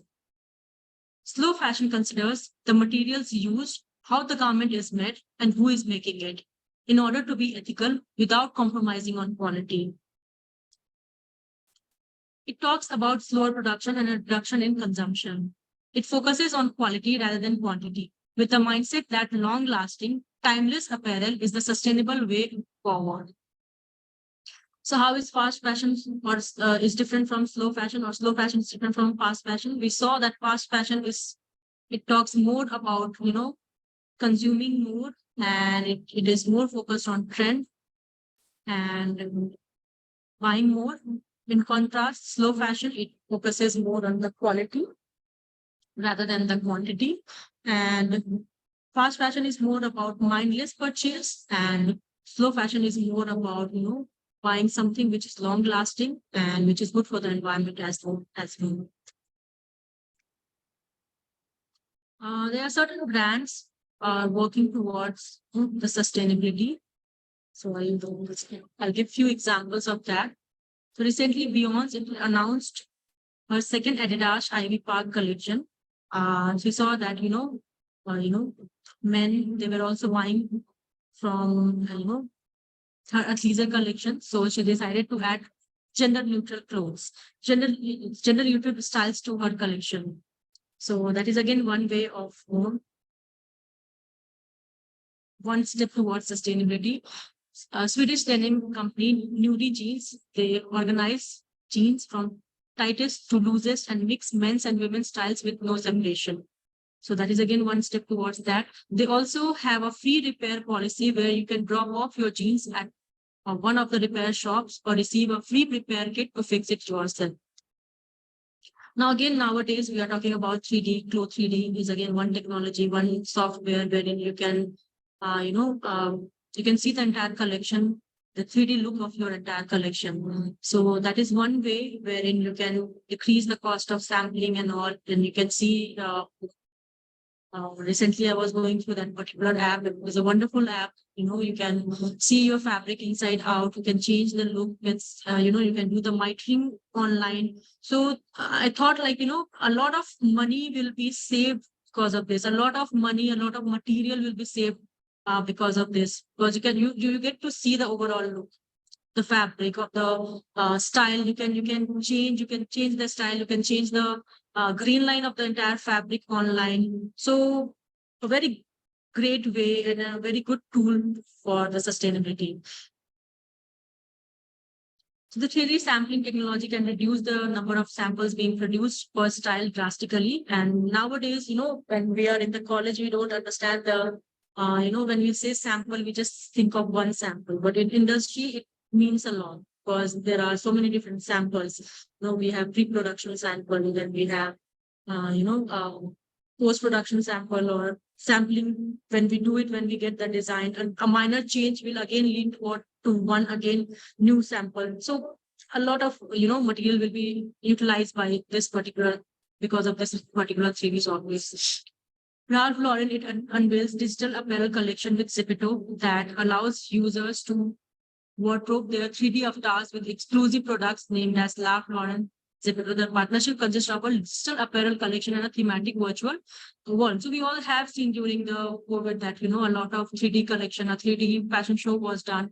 So that is again one way to, reduce the consumption. Balenciaga, a luxury fashion house based out of France, has teamed up with online video game Fortnite to launch an real life and virtual fashion collection for real life gamers and Fortnite's renowned characters. The collection comprises of baseball caps, logo tees, hoodies, button-down shirts, and denim jackets, featuring logos of both the partners. So again, that is one way. Levi's again is investing in customer-facing innovations that take hyper locality and customization to new heights. So again, by customizing, if you customize and give it as per the taste of the consumer, then again, you are saving the material in spite of just, mindlessly selling whatever is trending right now. And in today's world, everyone have their own taste and they want things to be customized. And this all is to reduce fitting wounds, deliver customized garments, and contribute towards a more sustainable fashion industry, drastically reduce return rate. So now let's compare fast fashion with the slow fashion. So that will give a better idea about it. So the fast fashion industry, they have a turnover of around $1.4 trillion annually, compared to slow fashion, which is a very small business forms. Because if you are getting things which is sustainable of good quality, then you need to have you cannot have it in number, in quantity. If I talk about raw material, then fast fashion, they generally use petroleum-based raw materials. Slow fashion is locally sourced, biodegradable, organic, natural dyes and natural materials are used. It includes recycled, repurposed, upcycled material. If I talk about fast fashion, it has the work condition. It has, the workers they work in a very poor working condition. They get very low standard wages. While in slow fashion, small industry with good profit and fair wages, and they are generally more transparent. If I talk about production, fast fashion, they produce in the fast fashion, brands, they produce new style every 2 weeks and more than 10 seasons in a year. They have more than 10 seasons in a year. While compared to that, slow fashion, they are produced in low volume. They are handmade, mostly made to order and available in limited edition. We talk about the cost and quality. Fast fashion, it is available cheap and very low quality. Obviously, if it is cheap, then the quality will be compromised. While in slow fashion, it is more expensive and lasts long. Fast fashion, they are modern and unethical, obviously, because if it is produced in the cheap material and low quality is used, then somewhere the wages will not be given to the workers properly, and that's why it cannot be ethical. While slow fashion, it has less harm to the environment and it involves conventional methods. A lot of presence of a lot of toxins is there in the case of fast fashion. Large amount of carcinogens are there, are involved, while in slow fashion, organic materials and safe eco-friendly materials for manufacturing are used.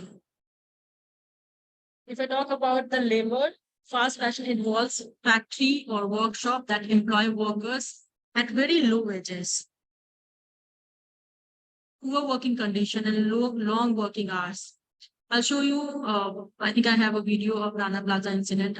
Those who have not seen it, you must see it. You'll understand what I'm talking about, fast fashion. And it will give you entire idea of the fast fashion. Slow fashion, it uses people from local or nearby area, and it serves as a means of providing livelihood. If I give you some example of fast fashion brand, it is H&M, Zara, CNA, Peacock, Primark, Excel brands, and Topshop. Slow fashion brand is your Eileen Fisher, Reformation, Armor Stella McCartney, etc. And fast fashion is, if I talk about in terms of sustainability, it is not possible to create eco-friendly product as it involves chemicals. In case of fast fashion, in case of slow fashion, it is made in small quantity with high quality, with a motto to live with nature and not against it. So that was the key difference between fast fashion and slow fashion. Now we'll see the key environmental benefits of slow fashion. It reduces the waste. How? Because slow fashion promotes the idea of buying fewer but higher quality clothes by investing in durable and timeless pieces. Consumers are less likely to discard them quickly, because if you are getting good product, if you buy something of high price, then obviously you want to keep it for longer time. When you get something for very cheap price, then you lose the value. So that's the main idea behind slow fashion. Again, it has lower carbon footprint. Fast fashion often relies on overseas production and transportation, as I told you earlier also, resulting in significant carbon emission from shipping and logistics. While in slow fashion, as we saw, it is, it is produced locally, and it emphasizes on local production and sourcing. So it reduces the carbon footprint associated with clothing manufacturing and distribution. We talk about preservation of natural resources. Slow fashion encourages the use of sustainable materials such as organic cotton, hemp, and recycled fibers. These materials require fewer pesticides, chemicals, and water compared to conventional textile production, helping to preserve valuable natural resources. If I talk about energy conservation, the production of textiles, particularly synthetic fibers, is energy intensive. Slow fashion brands focus on using eco-friendly material, eco-friendly manufacturing processes that consume less energy, resulting in reduced greenhouse gas emission and overall energy consumption. It minimizes the water use because the fashion industry is notorious for its high water consumption, as we saw in the case of Levi's and in t-shirt. For making one t-shirt, you need 400 gallons of water. So fashion industry is one which requires a lot of, especially in fabric dyeing and finishing process. Slow fashion prioritizes fashion efficient practices such as using natural dyes and implementing innovative techniques to reduce water uses during production. If I talk about the pollution fast fashion production, it involves the release of various pollutants, including toxic chemicals from textile treatments and dyes, while slow fashion promotes the use of eco-friendly and non-toxic materials, minimizing water pollution and the negative impact on ecosystem. Obviously, slow fashion, it encourages consumers to value and care for their clothes, and they promote the practice of repairing, mending, and upcycling. By extending the lifespan of the garment, slow fashion reduces the need for constant replacement, thereby reducing overall production and resources consumption. Slow fashion talks about the circular economy. Circular economy means, fast fashion is linear economy. Linear economy means you buy it and you throw it off. You produce and then it goes to the landfill. While in circular economy, the garments are produced and then there is a mindset that, we must amend it, we must recycle it. So it goes in a circular manner. That is why it is called as a circular economy. This approach reduces waste and allows material to be kept in use for long, contributing to a more sustainable and resource efficient fashion industry. Slow fashion brands prioritize ethical practices and ensure that workers involved in the production process receives fair wages and work in safe and healthy conditions. By supporting slow fashion, consumers contribute to the improvement of labor rights and well-being of the workers. Slow fashion often embraces traditional craftsmanship and supports local artisans. Now, our PM Modi is emphasizing more on, buy local. Why it is so? Because the fast fashion is having a very bad impact on the society. When we buy it from the local artisans, we are also supporting them. At the same time, we are supporting the environment as well. By valuing and preserving traditional skills and techniques, slow fashion brands provide opportunities for artisans to showcase their expertise and earn a livelihood, empowering local communities and preserving cultural heritage. Slow fashion brands, they prioritize transparency in their supply chain and source materials responsibly. They often collaborate with suppliers and producers who adhere to fair trade practices, ensuring that raw materials are obtained ethically and that workers involved in sourcing are treated fairly.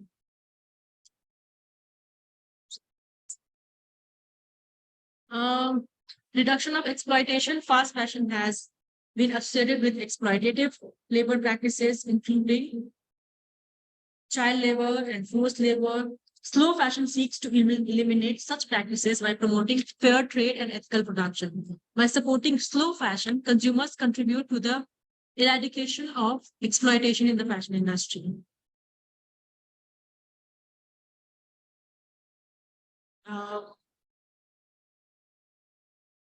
I think I have a video which I would like you all to see that will help you understand what I'm talking about right now.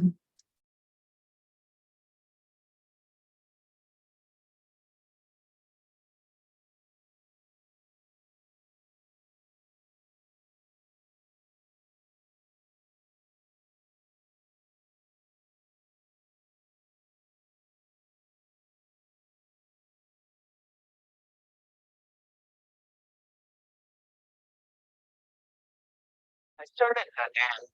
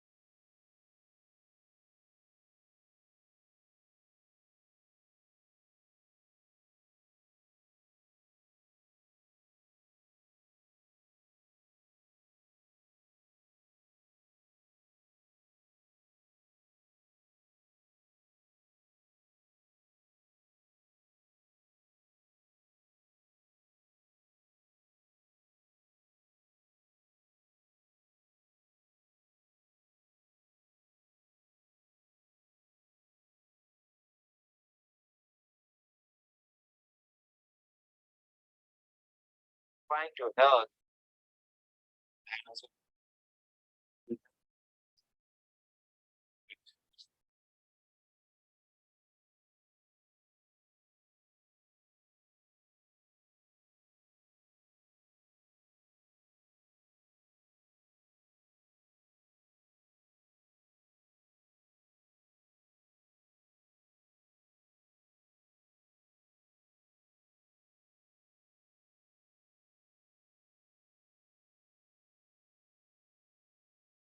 No one knows their story. How did these clothes or first world country?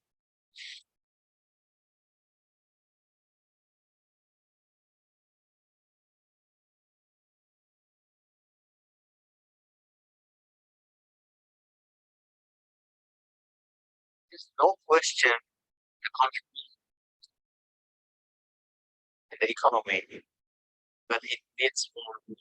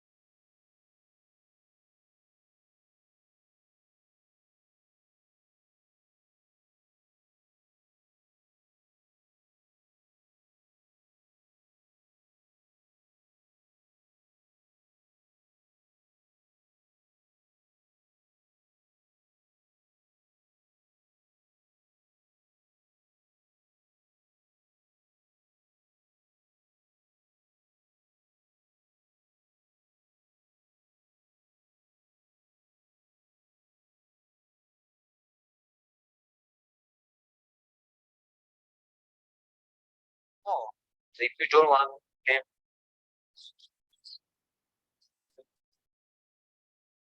it's like the chair you have stop the labor. No,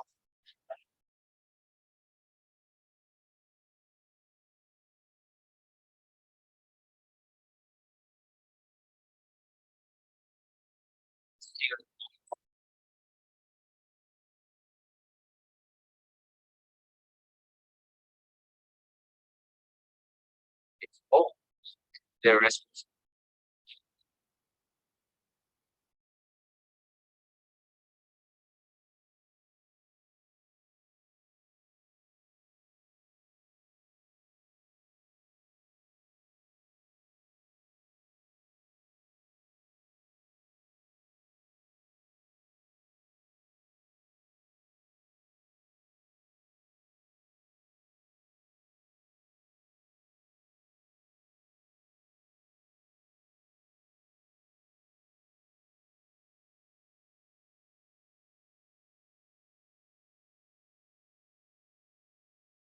So actually, Rana Plaza was a four-story building in Bangladesh, which collapsed in 2011 and April 2011. And why it is important because the workers who were working over there, they were complaining to the owner that this building is not proper. It was shaking from past few days or few months, and they were complaining again and again that it is very unsafe to work here. It can collapse anytime. But that manufacturer had a lot of pressure on him. He wanted to produce more and more. So, and also, the owner didn't had, he had not got the permission to have 4-story building over there. And he had, obviously, because if you have to do the manufacturing, then you need to install a lot of heavy machines over there. So the building could not, it was not supposed to be for that heavy machines over there. So the building was all shaking, and finally it collapsed on that particular day. And a lot of women, children, they died. And as you saw, mostly women and children were employed over there, because you get cheap. How will you get cheap labor? Women and children, they are the ones who, they belong to not a good family, and then they are forced to work over there, and they even complain that they were not even getting the wages most of the time. If they didn't used to go, then their salary was deducted. They all said that, we are not going to work over here. But the owner, he said that if you won't work, you won't get the money. So they were forced to work over there. And finally that incident happened. And also, on record, 1,100 people died. But we don't know how many died actually. So this is the cost of fast fashion. Today, a lot of brands, they say that, we are using sustainable material, we are using recycled material, we are using organic cotton, but all this is just greenwashing. And what is greenwashing? It is distraction from the real issue. The real fact that fashion is inherently unsustainable. Fashion can never be sustainable. It is inherently unsustainable. It emits greenhouse gases, it pollutes large amount of water, pollutes the environment. So this is the, impact of fashion on our society.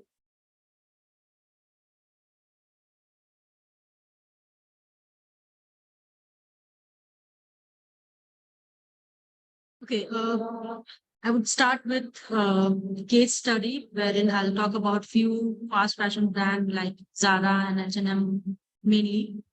So this one report by Catherine and Ella, which was released in 2019.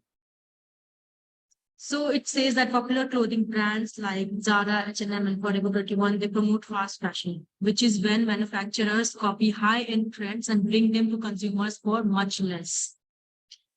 While this practice makes stylish clothing more affordable, fast fashion comes at a high social and environmental cost.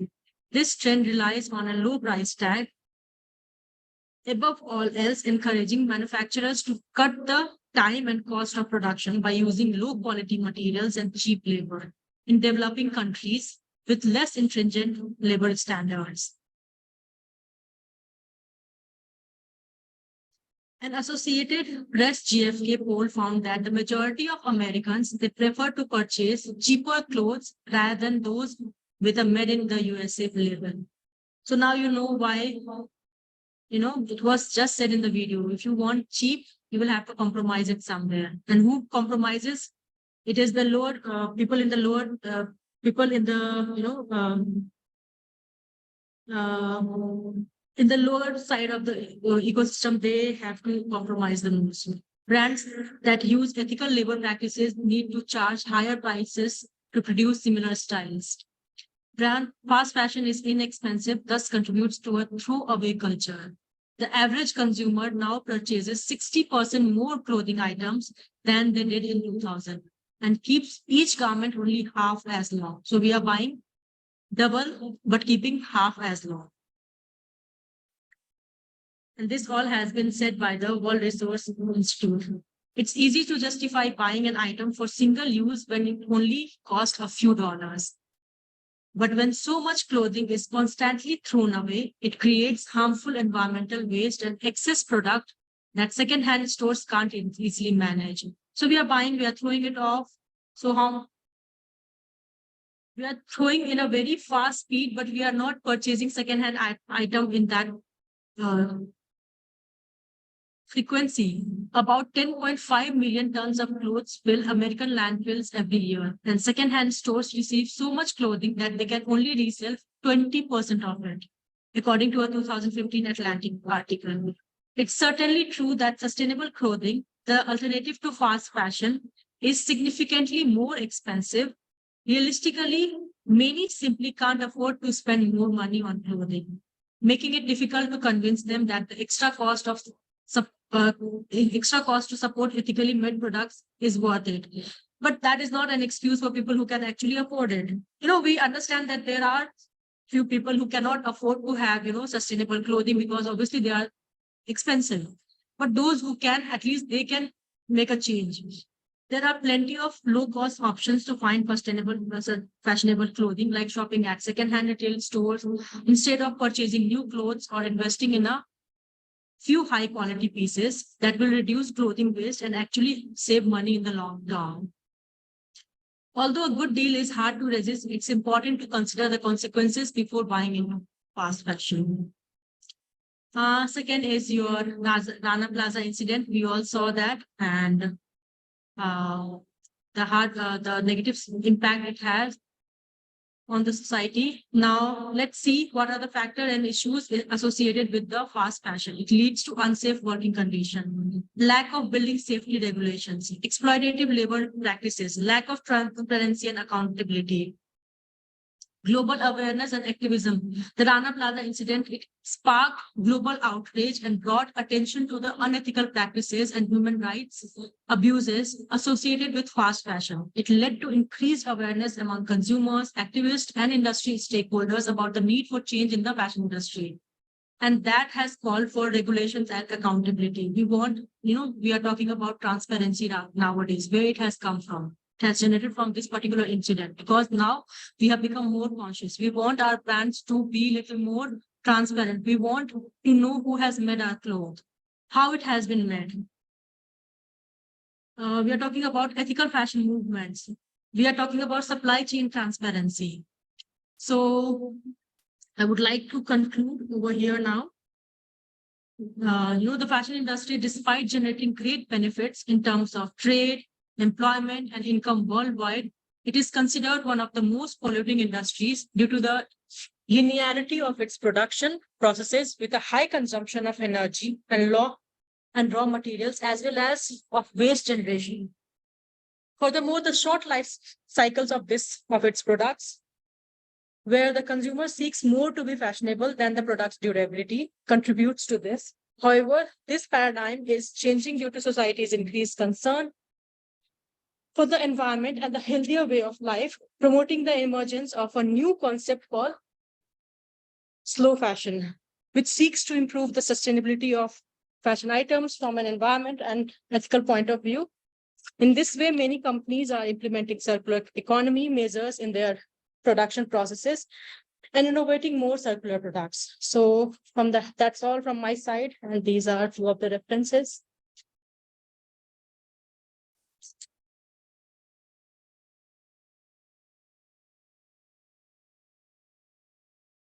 Is there any questions?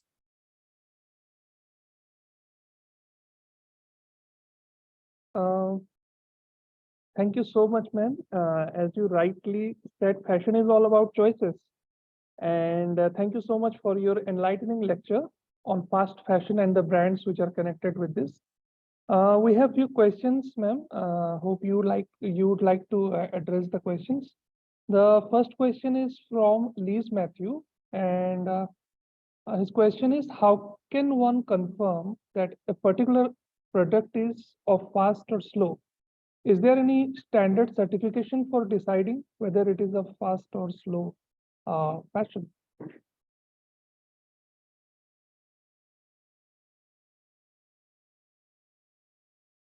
So could you please repeat once again? Can you hear me, ma'am?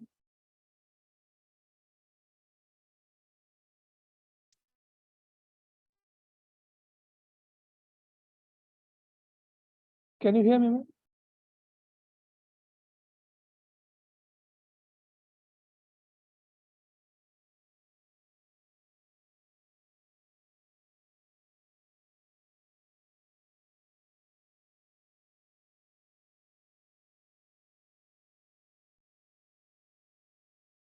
Can you hear me, ma'am? I think there are some network issues.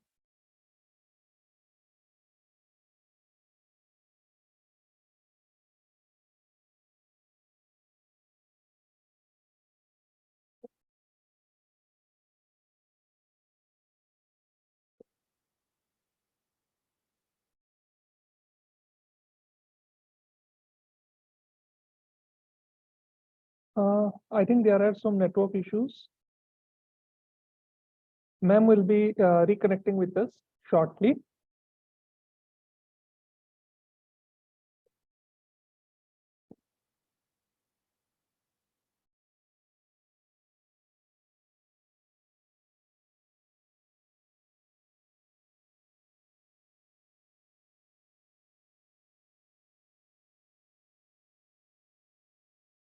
Hello, am I audible now?